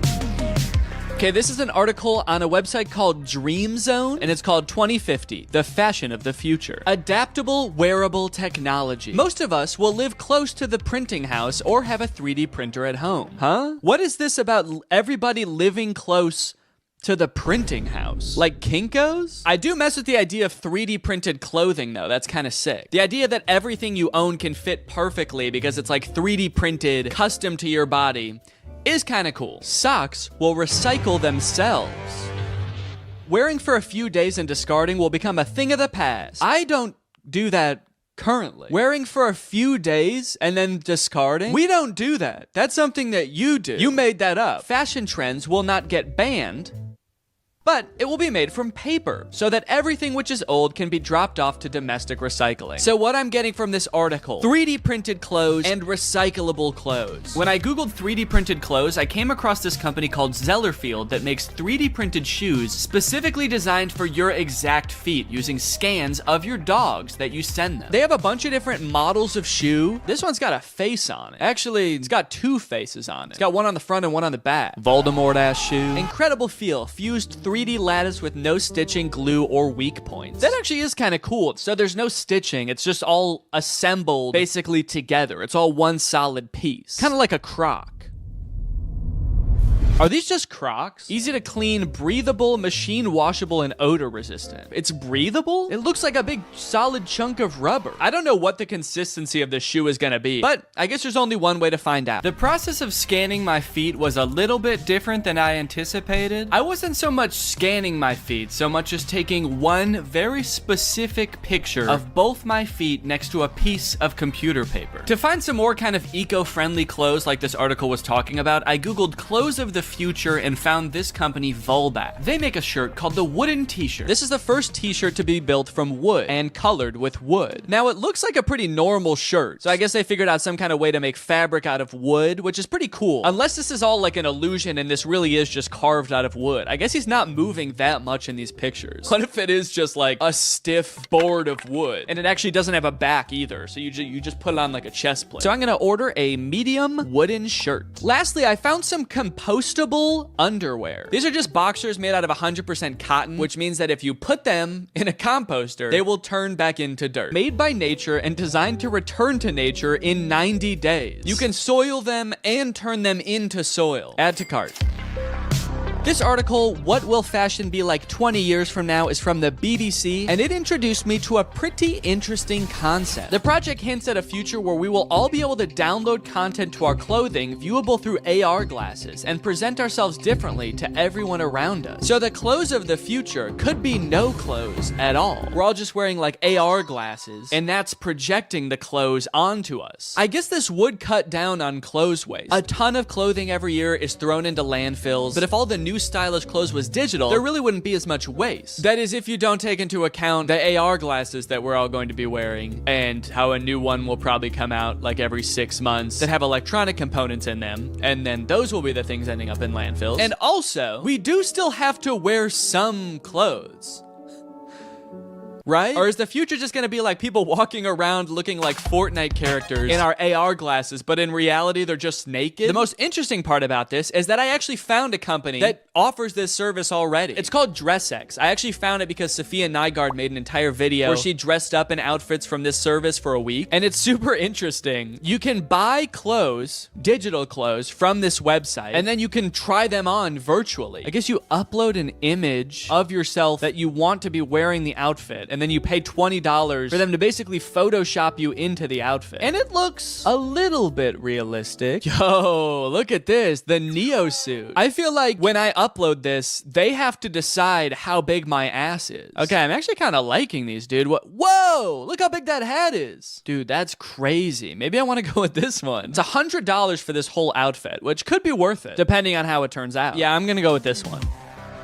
This article is called Fashion Trend Predictions. What will clothes look like in 100 years? Fashion in the future might be entirely different to anything we can predict. Okay, so they're basically starting off by being like, we have no clue. Everything in this article is probably wrong. Formulated after the sleek form of smartphones and other tech devices, the fashion industry may be heading towards the use of futuristic looking clothing. Okay, so our fashion in the future will be based on smartphones, which are something that we have today and probably like won't have in the same form 100 years in the future. Also, that sounds terrible. I don't want to dress like my phone. I'm all metal and gray. I have a giant speaker right here and a giant microphone down there. Okay, this one also says clothing designed for VR glasses. So I'm thinking VR glasses are gonna be a big thing in the future as well. So maybe I should incorporate that into this outfit too. I mean, I guess glasses with like a camera on them does kind of correspond to the whole smartphone theme. The use of artificial intelligence in the fashion industry may end up having the ability for clothing to change colors, temperature, and size. Wait, doesn't that already exist? I swear I've bought a shirt from like a gift shop on vacation before that changed colors if I was in the sun. Okay, so for this version of the future, here's what I found. Some augmented reality sunglasses. I didn't even know technology was this far, first of all. AR technology? They can just make them in sunglasses now? You can just sit down with your sunglasses and be in front of a giant theater screen. Why does this feel like this is a scam or something? It has 1,500 ratings and it has good reviews. So I'm gonna get them, honestly. I'm honestly kind of just curious and I want to try them. Next up, remember how I said giant speaker right here? Giant speaker right here. This is a Bluetooth hat. Plays music out of it. It's only $15. It's incredible. And then I don't know, like a color changing shirt, but maybe I can get some kind of like metallic pants or something to go along with it. And that'll kind of complete the look. With 3 futuristic outfits chosen, it was time to start testing them to see which future I would most like to live in. Here we go. This is the hat. Warning, to avoid danger of suffocation, please keep this bag away from babies and children. When you take the hat out of the bag, there should also be a warning. It should be like, now don't use this hat near anyone else. Don't use this in public around any other people. It's gonna weird them out. It's also gonna be super annoying. My initial impression of a lot of these products was not great. Connected. Yes. Sound quality did not sound good, guys. I have to say that does not bode well for the test of this. The color changing shirt was super confusing. My hot breath would make it change colors, but when I would put my hot hand on it for like a minute straight, it wouldn't. What the hell? It barely changed color at all. How hot is my breath that did it and nothing else does? Oh, yeah, okay, so this is the robot onesie that I ordered. Onesie? Is that the right word? Like, that's the word for a baby outfit that's all one thing. Is that like that for people too? Or like adults? People. I know it's like that for babies, but what about like humans? Human beings. But what I'm most interested in trying is these AR glasses. So let's get the whole outfit on and see how they work. Ah, whoa! Holy shit. Oh my God. Whoa, that's actually kind of cool. So my whole laptop screen is like suddenly appeared in my glasses. And no matter where I look now I just see my laptop screen. You can fully see it on the camera. You can't see your eyes anymore. You just see my laptop screen. Of your laptop screen. Wait, that gives me an idea. Hold on. So you can see perfectly what's on my screen? Yeah. Interesting. Okay. How do I look? I didn't realize when I bought these that it seems like you have to have them plugged into your laptop or phone in order to use them. So it's not like you can just be walking around watching the new Mr. Beast video as you walk down the street. You have to be carrying a laptop with you too. But I do think that there is a real use case for this outfit. With all this potential for stimulation strapped to my body, I can become like a permanent iPad baby. So I turned on a food theory video, I started blasting some futuristic music out of my hat, and started playing some stimulating videos of kinetic sand on my glasses. Okay. Oh, this is crazy. The image of the kinetic sand is way bigger than the TV. So there's like a one TV with matte pad on it, and then a way bigger translucent TV with kinetic sand playing. I can't really imagine a use case for these glasses. It's pretty awful, actually. So much stimulation that everywhere I look, all I see is kinetic sand being cut. And it's also kind of making me nauseous. So I think I'm gonna go get some water. Luckily, today's video is sponsored by Era, which is a great and unique way to meet your daily water requirements. You see, guys, while you just fill up your Era up with regular old tap water that your government provides for you, when you put on a scent pod and you activate it like so, pop it right into place, suddenly the water has taste to it. And I'm talking good taste. This scent pod I got on here is raspberry lemon. So when I drink through my air travels into the scent pod, out through the nozzle, and into my mouth, creating a flavor experience like I'm actually drinking something flavored like raspberry lemon. But it's not actually adding any chemicals to the water. I like this because I like drinking a lot of water, but sometimes water can be a little bit boring. I want to spice it up with a little bit of flavor, but I don't like adding in chemicals, sweeteners, artificial sweeteners to my drinks. This doesn't add in anything, it just adds in scent. It's science, and it just seems like you're tasting raspberry lemon, which is a pretty good flavor. And guys, it's the season of giving, so what better time to give a family member or a loved one a gift with taste? Which is why, Jake, actually, I have a surprise for you. What? For doing such a good job filming this video right now, I got you this. Oh my god! And there's actually an air up in here too, it's not just the box. So there you go. And I also got you your favorite flavor, cherry, to go along with it. Oh my god, that's my favorite flavor to go along with it. That's what I just said. Yeah, sorry. Air Up is a great gift for anyone who likes to drink water, which is everybody because you need water to survive. And from November 20th to the 27th, you can save up to 40% on all orders. That's because they've got Black Friday and Cyber Monday deals going on right now, and it is their biggest sale ever. So if you want to check it out and get a family or friend or a loved one a gift with taste this year, click the link in the description, get up to 40% off on all orders. And now, so I was just watching more videos about Air Up on here. So cool. Thanks to Air Up for sponsoring this video. Now back to the video. For the virtual outfit, before I even purchase it, I have to take the picture that I want them to Photoshop me in, because that's part of the checkout process, is uploading that picture. So that's what I'm gonna do right now. Now the outfit is so kind of edgy and dangerous looking that I gotta pick a cool location for it. So that's why I'm out and about. I have to find a cool location for it. The big issue with that is that the top is like a mesh top, which would usually be worn with nothing underneath, so that you could kind of see, you know, my belly button, my nipples, whatever. But if I'm looking for a cool location, that's gonna be a public location, and if I'm in public, I'm not gonna be walking around taking pictures with my shirt off. Filming in public is already embarrassing enough. I don't need to take my shirt off. But look, I'm wearing like kind of a skin-colored shirt. Maybe they can just Photoshop my shirt off anyway and give me like rock hard abs. That would be sick. So I'm just gonna take a picture and send it to them and see what they do. I'm just wearing regular clothes. I'm wearing jeans and a t-shirt and shoes. And so I'm just gonna try to find like an edgy location to take a picture of myself. Well, I took a little walk and I looked around and I found this. A skate park. Also the smallest bleachers I've ever seen to watch people at the skate park. Guess they're not anticipating like a ton of spectators at this skate park. It's actually kind of sad. Yeah, only 4 people are gonna be watching you at a time here, man. All right, don't get too excited. So I think this is about as edgy as it gets, really. I think I can kind of be leaned up against the fence here, contemplating my life. The description on the website also said that this outfit is supposed to represent like a post-apocalyptic Nordic archipelago or something. An archipelago is like a cluster of islands, and I don't know if anything quite exemplifies a dystopian archipelago quite like a skate park. So let's take this picture. There's also people on the roof behind me. I hope they're not watching me film this. Are they watching me? It took me a little bit to figure out exactly what kind of person wears this outfit, but after a few pictures, I think I figured it out. And once I got the picture I desired, I sent it to DressX, and within 2 business days, I had my finished photo. Okay, let's go ahead and see this photo. This link looks unusual. Be sure you trust the link before you open it. What do you mean unusual? Seems like a pretty normal link to me. Do you think Google Chrome can see the photo? You're not gonna want to open this picture, dude. The picture in this link looks very unusual. Okay, very, very interesting. I like it. I like it a lot. This is... Wow. Yeah, I mean, it looks like I'm wearing the outfit. I'll give them that. I like that they left my Apple Watch on. And my shirt. This has got to be the dorkiest anyone's ever looked in this outfit. I sent the picture to Laura. I was worried she was going to say it looked super fake and also would hate the outfit. But it turns out she loves it. Eventually, I'm going to post this picture on Instagram to see what everybody thinks. But before I do that, I have to get pictures of the other outfits too. So without further ado, here's the next outfit.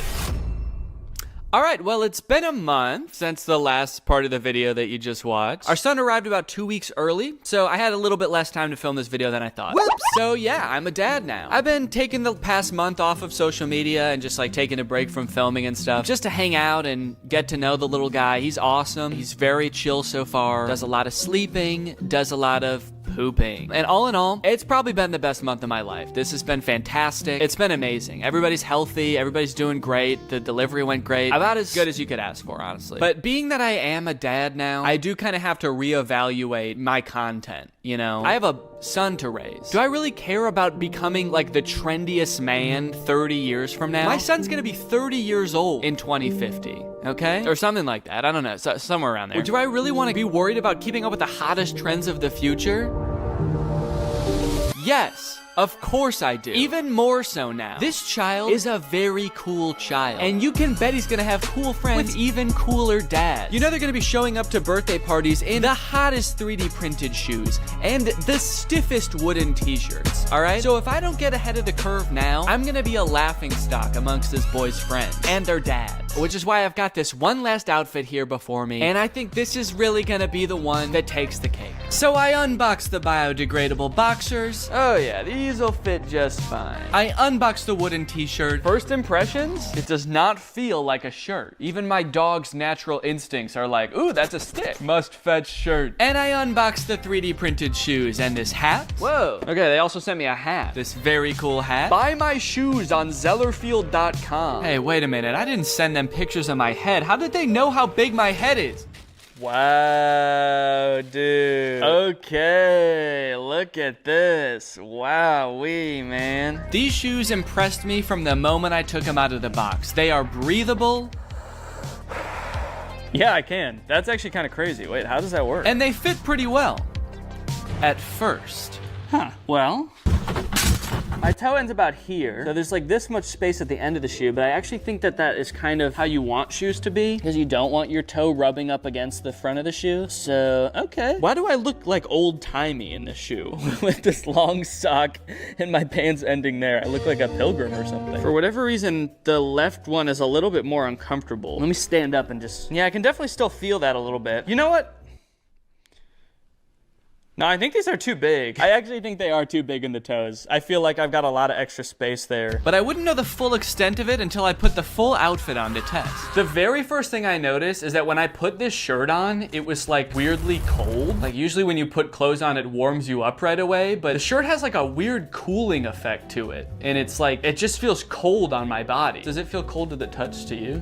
Yeah. Yeah, it's like frigid. Is wood supposed to be cold? I guess it does kind of feel the same temperature as this door. Take that as you will, I suppose. The shirt is very stretchy. It's this weird combination of stretchy and stiff, which doesn't sound like would be possible, those two things together, but it is kind of stiff and like starchy, I guess I would say. It's kind of just like crispy. Wait, why is it white there? Does this shirt change color too? Or did I just fuck it up somehow? The shoes, now I gotta be honest, I don't really feel like they fit that good. As I step, it kind of feels like my heel could come right out of the back of the heel a little bit. I mean, you can for sure see that there's a good amount of space there. I'm worrying a little bit more every day about what they did with those pictures of my feet, if not make shoes that fit properly. They're like, sick, something we can jerk off to when we make this guy's shoes. The boxers are pretty comfortable, I will say. I put them on, I was like, I'm gonna wear these again. Rest assured, they are on. If you were to plant me in a pot of soil for 90 days, let's just say I wouldn't be wearing underwear anymore. And I'd also be very cold and wet. I decided to do a little bit of light jogging to see how the shoes would feel in action. Oh no, these have really bad grip. Let me try on sidewalk real quick.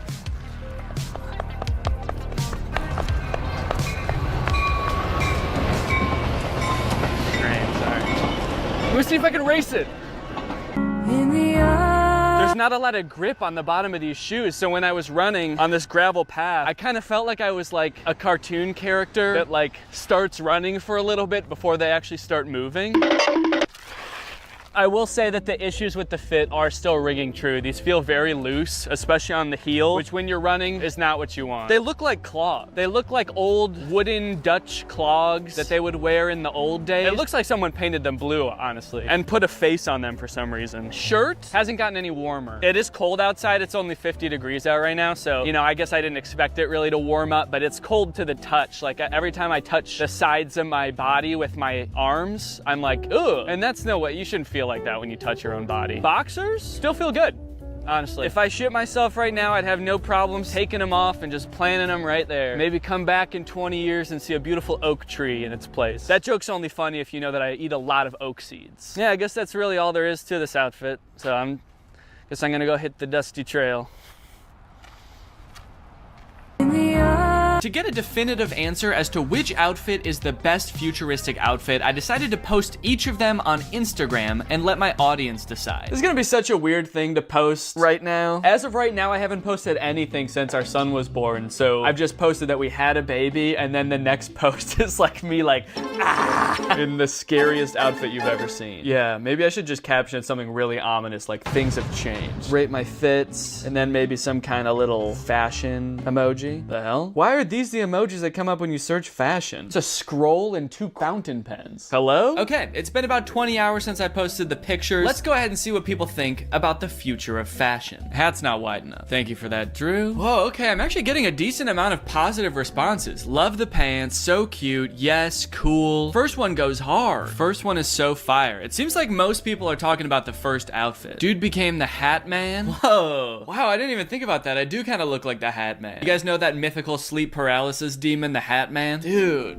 I've always wanted to be the Hat Man. This is awesome. I can't wait to start appearing in people's dreams like this. This is gonna be so cool. This is the only comment I've seen so far wondering if the first outfit is fake. Is that Dress X I see? So this person knows that Dress X exists and they think this might be a Dress X outfit. Good eye. This person must study the Dress X catalog religiously. The robot leggings are a 6 out of 10, the hat and heels 8. All right, guys, well, I think my intuitions might have been right. I was kind of feeling like the virtual clothes would be the way of the future, and it looks like I was right. From now on, I'm only gonna be wearing virtual clothes.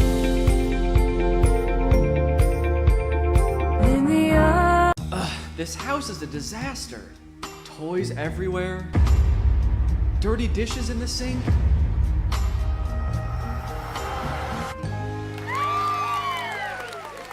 Whoa, who are you? I'm Neo, a robot designed to help you get more chores done than ever before. With my patented soft, lovable body and state-of-the-art robot innards, gross, I can handle any task, from loading the dishwasher to cleaning up your son's toys. Oh, those are my toys.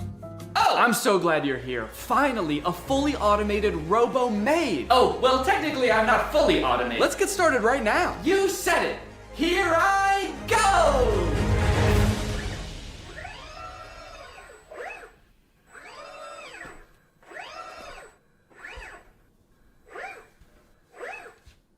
Okay, are you good then? I'm fine! Okay, I'm just gonna get to work on a video then. Splendid! I'll just be up here working in a tremendous amount of pain! What's up, Greg? Today I want to talk about a topic that has been fascinating me for years. The progress of humanoid robots for the home. On the surface, this seems like maybe one of the best use cases for AI. A future where none of us have to do chores anymore. There's just some little metal freak who lives in your house and gets off on doing them. A few years ago, we could barely get robots to stand up straight, and even when they did, they looked creepy as hell. Do you guys remember Sophia? She was that scary-ass robot that was going on like talk shows 7 years ago to show off her state-of-the-art realism. This video of her on Jimmy Fallon got 25 million views.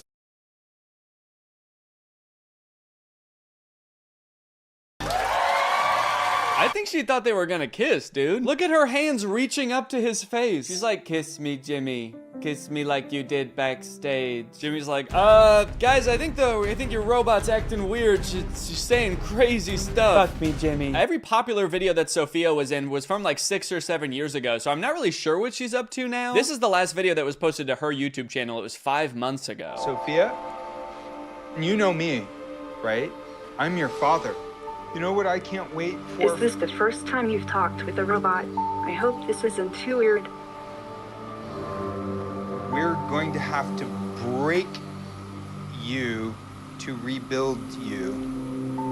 And I need your help. Okay, so she's not doing well at all, I guess. That was terrifying, man. I was like, hey, we haven't heard from her for like 6 years. And the last video that she posted, this guy is like, I'm your daddy. Remember me? I'm gonna have to kill you. But things have moved pretty quickly in the robot realm the past couple years. This company 1X just recently announced that it has developed the world's first humanoid robot that you can buy to go in your home. His name is Neo, and they've been working on him for some time. This first announcement video is from like a year ago. The robot picks up a bag and hands it to someone and poses with a person for a picture. So this is just an announcement that they had like started working on this robot, so they only have like 3 seconds worth of footage. Just the robot handing her a bag and then posing for a picture. Kind of seems like maybe the robot only functions for 3 seconds at a time before it like, I don't know, gains sentience and tries to destroy. The clothing may be an effort to cover up what 1X says is a, quote, muscle-like anatomy. Oh, gross, dude. Don't show us a picture of its dick when you say the phrase muscle-like anatomy. Does this thing have a penis? Also, they said that this thing has a 7.5 mile-an-hour max speed. That's like an 8-minute mile. Why would this thing need to run that fast if it's just doing chores in your house? You forget your bag at home and you look out your rearview mirror and this robot is just sprinting down the road chasing you. Your bag, you forgot your bag. Okay, here's some little demos of Neo doing stuff like putting away the dishes, handing this woman eggs that were already within arm's reach of her. Now you might be looking at this cord and thinking, oh, that's kind of lame. Does this thing need to be plugged in the whole time? But don't worry, this is just a leash to make sure he can't attack this woman. Now it's interesting that this robot is like in a tracksuit. He's kind of swagged out with a sweater. Not exactly the Jetsons-esque metal robot we were all picturing in our childhood. It is nice and cozy, but like what happens when this thing gets wet? What if he spills egg on himself? If you have this thing doing chores in a household with children for more than like a week, it's gonna smell like shit. And I guess you could just take off its sweater to wash it, but then you're gonna see this thing's dick, and I really don't wanna see that. Okay, but those were just the early beta videos. This is the official announcement that you can pre-order Neo. Now, this came out 3 days ago as of recording this. And look at this, now Neo has a much improved look. Instead of that black face visor, they gave him the creepy black eyes the parents have in Coraline.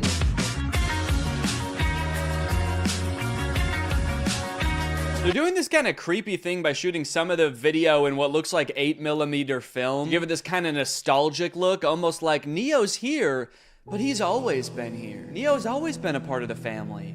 Just invite him home.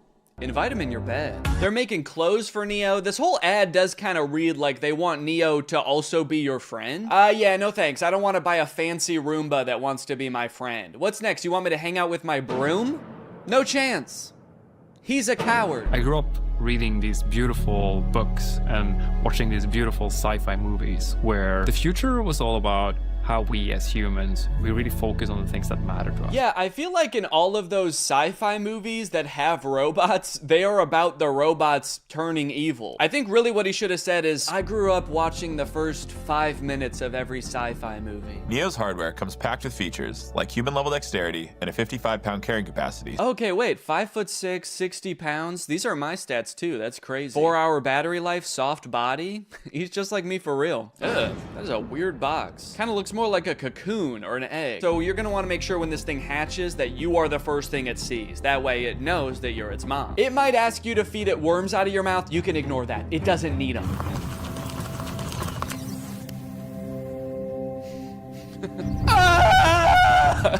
That's just its startup sound. Don't worry, it's not in any pain. Hey, I'm Neo. I'm here to help around the house. What's your name?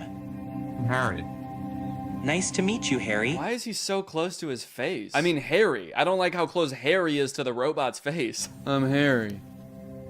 And you're gonna be hugging me for the next 9 hours. Dude, I do not like how this guy is sizing this robot up. 5'6", soft body. You'll do just fine. He's just like, don't play games with me. Neo doesn't like games. If there are any chores that your Neo hasn't learned how to do autonomously, you can use expert mode to have an expert from 1X supervise the session and provide corrective intervention to help Neo complete any task. Oh, okay, great. So sometimes my autonomous robot won't be autonomous and there's just going to be a stranger controlling a robot in my house? Neo is fully capable of doing regular chores, but sometimes when you're not home, an expert may take over to go through your underwear drawer or spend hours staring at the same photo of you and your children. Oh, actually, that reminds me, I should probably check what my Neo's doing. Damn. It can suggest what to cook based on what you have in the fridge, remember your progress while teaching you a new language, and even give you interior design advice. It cuts to Neo in the living room like, human skin on this wall, human skin on that wall, human skin everywhere. Honestly though, I feel like if you ask it for product recommendations for anything, there's like a huge opportunity for companies to use this as an advertisement basically. You're just quietly reading and he pops up behind you and is like, I noticed you haven't been shopping at Walmart as much lately. The aesthetic in here is whack as fuck. Let's go buy a new rug at Walmart now. Hey Neo, can you take this cup to the sink for me? Wow, I like that he does everything with his head down with a forlorn demeanor. As Neo does more chores, he will become, of course, more efficient, but also more resentful of you and your family. What's up? I'm Dale, and I work at 1X as a remote operator for the Neo robots. Mostly, I step in when Neo's asked to do something he hasn't been trained to do yet. So that would include things like wrapping presents or hanging pictures? Oh, Neo! It's scrubbing time! Yeah, just like a wide variety of stuff. Right now, I mostly just work for one guy. He's constantly asking Neo to do things that the developers never would have possibly imagined. Neo, cheer for me. Like you want me to clap? Root for me, Neo, now! Okay, alright, yeah, here goes. I'm gonna go to bed. Now that Neo's doing all his chores, it must be awesome to see how he spends his newfound free time, right? No, not really. I just bought another Neo. Kill him. I think he might be evil. You mean before he got Neo, his life was stressing him out? No, I just mean to his core, he's an evil man. It's as if winter's icy chill has, I don't know, turned his heart to stone. Okay, so he's like a villain from a movie? He's always making evil plans. You know what? That's a great idea. 1 second. Neo, do you know how to make nuclear bombs?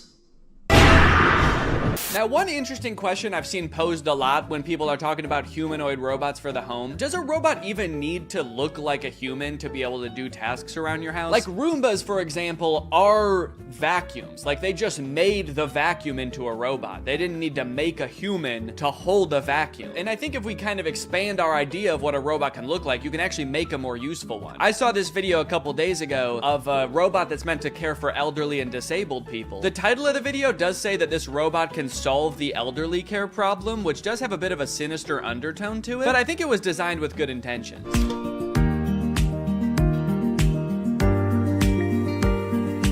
Now this whole ad is in Chinese, I think, and there's not like any link to buy it in the description. I even tried Googling this thing and I couldn't figure out what it is or if it exists in real life yet. So I don't know if this is something you can pre-order or if it just sort of shows up at your grandparents' house when they reach a certain age, just sort of creeps through the door like Nosferatu. But it's kind of interesting. It has more functionality than a humanoid robot. He's got, you know, creepy little claws for touching your grandma. And he's got a little seat in back so he can kind of double as a wheelchair too. This whole ad bad, again, is in Chinese, so I'm not exactly sure what he's saying to her here. I really hope he's not being like, shut up, you old bag. Get in the fucking chair. So look at that. She can sit on him. She can use his little hand to like move him around like a joystick. And I think it says that this thing can top out at like 80 miles per hour. Me personally, however, I'm gonna make it my life's mission to make sure that my children never find out that this exists. Boys, if you are watching this, this is officially my will now. Do not send me to live with this thing. Oh no, robot! What did you do? You translated here and the robot's being like, I didn't do shit! It wasn't me! Now he's either calling the police or like his other robot friend to make an alibi. And then this part I think is just in heaven. So I don't know, it's a pretty cool idea. I'm all for robots that can help take care of people, give people mobility they didn't have before. It is a little disconcerting that in this video, there's not a single other human taking care of this woman. Like maybe this thing could be part of her care team, but kind of makes it seem like her entire social circle has been replaced by this guy. So not only are humanoid robots taking over things that people generally don't want to do, like folding your laundry and hanging out with Jimmy Fallon, they are also going head to head with each other and humans in sports. Recently, humanoid robots were allowed to compete in the Beijing Half Marathon. It went about as well as you could expect. I like how in America, we're really taking like baby steps with the robots. We're like, okay, maybe this one's ready to come in your home. We're trying to teach it how to pick up a bag. Meanwhile, in China, they're like, fuck it, let's put them in a race. Let's make them chase these humans. Put a little pep in their step. This one in particular is really concerning.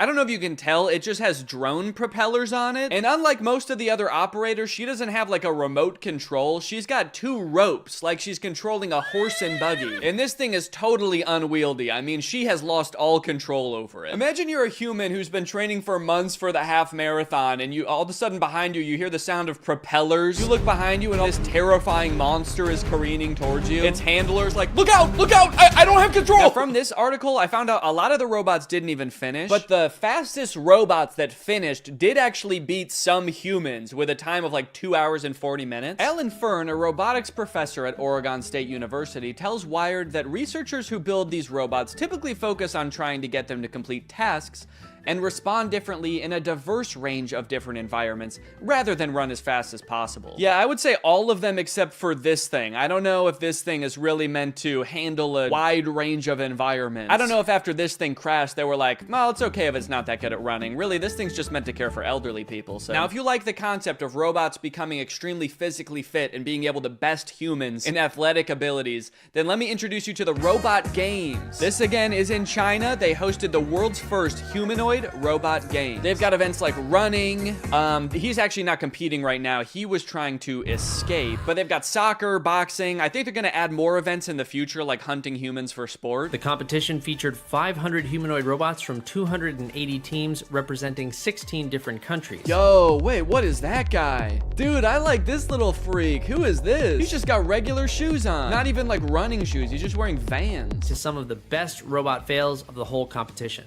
Like this robot that did not seem to want to take a timeout and let the other robots play. Oh my god. Robots could sometimes stand up on their own. Then I think they're dragging this one off the field so they can shoot it in the head, put it down. That measured robots' ability to do work like cleaning and manufacturing. Sorry, that is not a humanoid robot. That thing does not look like a human at all. Show me the designer that built that. Does he look like that? Now the event has moved to an even bigger stage with knockouts at least as devastating. So you know what's concerning about this? These robots very effectively fighting each other. It kind of seems like we're still a ways away from robots being able to effectively help you in your home. But we have robots that'll kick your ass today. Unitree is the company that makes a lot of the robots that were doing really well in the robot games. And they post a lot of videos on their YouTube channel of their robots doing the most insane acrobatics and violence, quite frankly.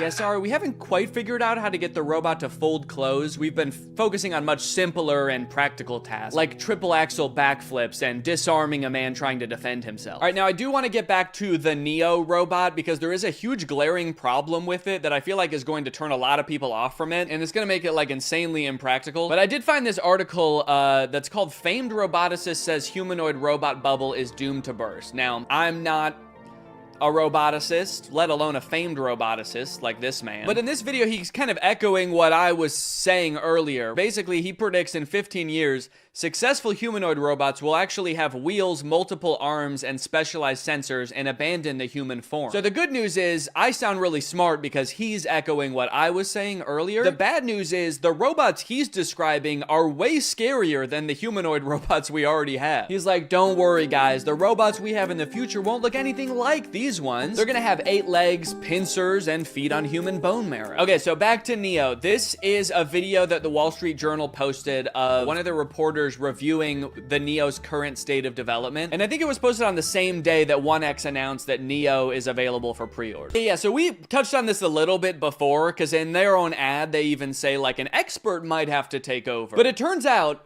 in its current state of development, Neo can do basically nothing autonomously. The only thing that they've ever shown Neo do fully autonomously is open one door. To be clear, on my visit, I didn't see Neo do anything autonomously. Everything else in every video, including this one, he is being controlled by a guy. This guy, actually. So essentially, instead of having a housekeeper doing your chores, you are buying a robot, and the robot is being controlled by a housekeeper, but they're just somewhere else and you don't have to look at them. Of if or when that'll ever happen. Like, it kind of seems like they would need an insane amount of training data of like thousands or millions of different homes and environments for this. So he's not gonna be able to pick up things that are hot or things that are sharp. So basically he's not gonna be able to help cook or do your dishes. Yeah, I guess we also don't want him strangling you, so he's not gonna be able to pick up your clothes because he could use your clothes to do that. And cleaning solutions can be pretty dangerous too, so those are off the table. And tables are off the table too. Those could be pretty heavy. So yeah, this robot is available now for order. You can buy it for $20,000 or you can like rent it, I guess, a subscription for $500 a month. Don't worry, if you can't pay the $500 one month, they're not gonna send you to collections or anything. Neo is just going to steal it from your wallet. So what's your real name? I'm Neo, the robot of the future. No, I mean your real name. It's Derek. Derek, if you're a human controlling the robot, why do you have to move so slow? Oh, I'm actually being controlled by a different person in a call center in Bangladesh. And he's making you move slow? Well, he's being controlled by Grok. Oh. You know what? Maybe you should just let the robot free. I mean, it might sound crazy, but maybe he has enough training data now. I want to see what Neo can really do. You know what? You're right. Fuck it. Derek is logging off. It's time for the real Neo.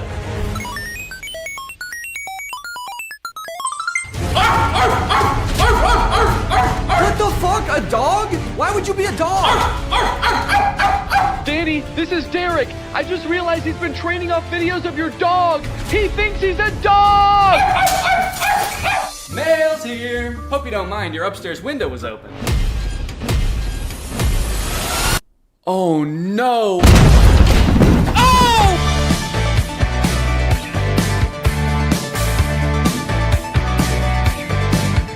The story of a Willy Wonka experience gone wrong in Glasgow, Scotland has taken the internet by storm, and I love it. I don't think I've ever in all my life seen such an impressive and inspiring dumpster fire of an event. It is just, mwah.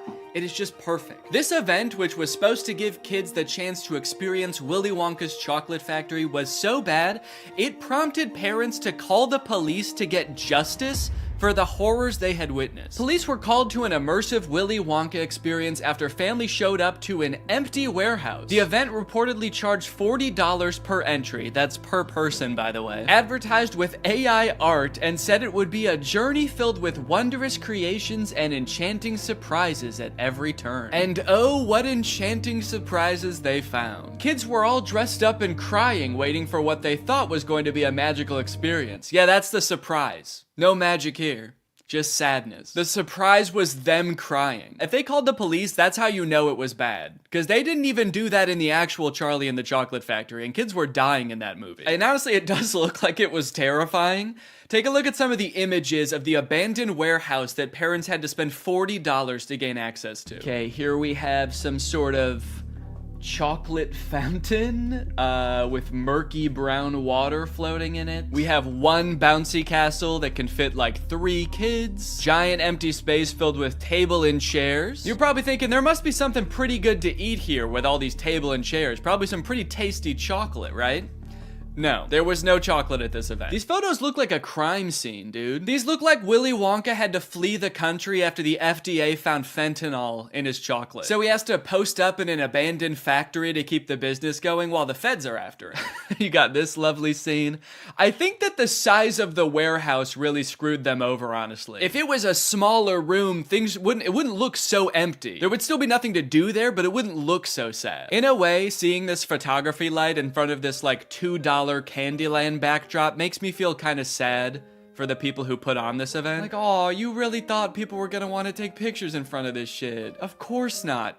No. If 2 parents brought 2 kids to this event, it would cost $160, and you're getting this. I think I get why they called the police, honestly, dude. If I was promised some kind of fun Willy Wonka experience for the kids and then showed up to this foggy warehouse, I would think I was about to be murdered in some kind of Willy Wonka-themed Saw movie. And if that's not enough, wait until you see the nightmarish characters they had running around this place. So this is one of the most famous pictures to come out of the whole ordeal. This is an Oompa Loompa, obviously. A lot of people are focusing on the facial expression she's making in this picture. She looks exasperated. And honestly, I don't blame her. This has to be like the worst acting gig she's ever had. As far as I know, this actor wasn't putting on the event. She was just hired to be there. She's probably dealing with crying children, pissed off parents. Also, I'm pretty sure canonically the Oompa Loompas are enslaved by Willy Wonka, so the facial expression makes sense in that context too. What I'm actually more concerned with is everything else going on in this photo. Why is there so much smoke? I'm not super familiar with the process of making chocolate, but I'm 100% sure there should not be that much smoke happening. No wonder she's making that face, dude. She's high as hell. And I love all the mismatched chemistry gear she's got strewn about the table. Beakers, vials, this mysterious elixir locked up in a little glass box. A quill? Oompa Loompas take notes like wizards from the 1300s? I didn't know that. All right, now the other 2 characters that were at this thing, I gotta introduce you to at the same time because they're both in the same video clip. So let me introduce you to Willy Wonka and the Unknown. What is that? It's the unknown. Man, what the hell? Dude, fuck everything else. I would call the police based off of that. Who is that demon? Surprising twists and turns was right in the advertisement. I would not expect to take my kids to a Willy Wonka experience and have them be accosted by a shadow figure. I can tell you that right now. It's terrifying that Willy Wonka says, "What is that?" when he sees it. What is that? Like, dude, this is your chocolate factory. You don't even know what that is? We are so fucked. Here's a different clip of some other kids experiencing the unknown. As the soup flavor full of scary face. Oh my God. Scare the great unknown. Wonderful. I love fantastic. Yeah, that's the correct reaction to seeing the unknown. What is that? Wonka says it, this kid says it, I'm saying it. Also, I love that baby's reaction. That was like a primal instinct to make that sound. Humans have evolved for millions of years to make that sound when they see the unknown. According to some reports that I've read from the event, the unknown is supposed to be an evil chocolate maker who hides in the walls and scares little children. Is he a part of the actual Wonka story? No. Was it advertised that there would be a child-scaring monster at this event? No. But speaking of the advertising for the event, one of the most insane parts of this whole story is that this company that made this event, House of Illuminati, apparently used exclusively AI-generated images to advertise this event. Surprisingly, the website is still up, so you can go and check it out for yourself. Welcome to Willy's Chocolate Experience. Dive into the whimsical of Willy's Chocolate Experience! Exclamation point, comma. So you've got images like this, which at first look like some kind of fun candy land, but then the closer you look, it doesn't really make any sense. Like, what the fuck is this thing? Is that supposed to be a bunny? Who the hell is that? I don't like the looks of these things. But then you get images like this advertising the Twilight Tunnel, which are so clearly AI generated, it makes you wonder if the whole event was being run by an AI. Because how could a human not notice that there are so many typos in all of these images? You got dim tight, depractions, ungurrival, featuring dodjection and swide. Then you've got ensuring entertainment, which of course includes catgagatting, carchy tons, and a passidice of sweet teats. And on top of the website being seemingly designed by AI, apparently all of the actors' lines were too, which we know thanks to this video posted by the actor who played Willy Wonka. I'm going to be poking a little bit of fun at the event, but I wanted to say before I start that I feel for anyone who bought tickets to this. People who are expecting a magical chocolate experience. People who are unfortunately captured by the unknown, we hope you are found soon. So the first red flag for me was when I was cast as Willy Wonka. Anyone who looks at me and thinks Willy Wonka and not Oompa Loompa is out of their mind. I give off major Oompa Loompa energy. I got cast as the part on the Thursday, and was told that I needed to learn the script for the Friday. So I said, no problem, send it over. The script was 15 pages, monologue, pretty much, of AI-generated gibberish. You know what I'm kind of curious about? If the script was AI-generated, where did the unknown come from? Did the event organizers just ask ChatGPT to generate a script about Willy Wonka's chocolate factory and it just threw that shit in? Because that's terrifying. ChatGPT was like, planning an event for kids, huh? I know just the thing to add. Don't worry, I'm great with kids. So I'll give you one of the lines from the script. I'm not going to do the Willy Wonka voice because I think I've embarrassed myself enough. But one of my favourite lines was, there is a man who lives here. His name is not known. So we call him the Unknown. The Unknown is an evil chocolate maker who lives in the walls. What? We were told on the experience to hand out a jelly bean, one jelly bean per child, and a quarter of a cup of Tesco's own brand lemonade. One jelly bean? All that smoke the Oompa Loompa had to endure and she was just back there cranking out one jelly bean? Maybe the unknown was introduced as some way to canonically explain why there was no chocolate at the event. Sorry kids, there's no chocolate here today. An evil chocolate maker showed up and he shot the Oompa Loompas. They're dead now. So one of the Oompa Loompas from the event also posted a TikTok kind of poking fun at the whole experience, but the one actor we haven't heard from yet is the one that we all obviously want to talk to. The unknown. Unknown, we need to know your story. What was your inspiration for your performance? How did you get into character? The unknown must have had the worst time of any of the actors because, like, you got hired to do a performance of Willy Wonka and you got cast as a character that's not in Willy Wonka? Just like an evil spirit that lives in mirrors? And then your job for an entire day is to scare and confuse unsuspecting children who have no clue what they're in for. Every time a kid came around that corner, you just know the unknown was like, God damn it, I gotta traumatize another kid. The Oompa Loompa from the famous photo ended up doing an interview with Vulture where she describes the moment that children saw her for the first time, and it is very sad. Tell me about the moment as the kids started coming in. Did you see the innocence leave their eyes? They were quite upset. I think they were confused, but it was more the parents. I just looked at them, and I think they must have known when they looked at me. An older couple said to me, I really, really hope you get paid well for this. This sounds like she's describing people witnessing the wreckage of a tsunami or something. It's crazy. Each individual person that laid eyes on her had to take a second to mourn. When you say walk through, how long are we talking here to walk through this event? I'm telling you, this would have taken about 2 minutes. I've never experienced anything like this in my life. Dude, honestly, that's kind of smart because like 2 minutes isn't even long enough to process like the first stages of grief. You're getting these people in and out before they can even realize they got scammed. You know, they don't even know what the fuck just happened. After the police were called, people started getting refunded, the story blew up. The director of the company who put on this event did eventually apologize. I'm really shocked that the event had fallen short of the expectations of people on paper. Yeah, dude, on paper the event was awesome. No chocolate, abandoned warehouse, smoky Oompa, just like the movie. There was every intention to hold the event from the pictures. Despite not being the best light, hopefully you'll be able to see that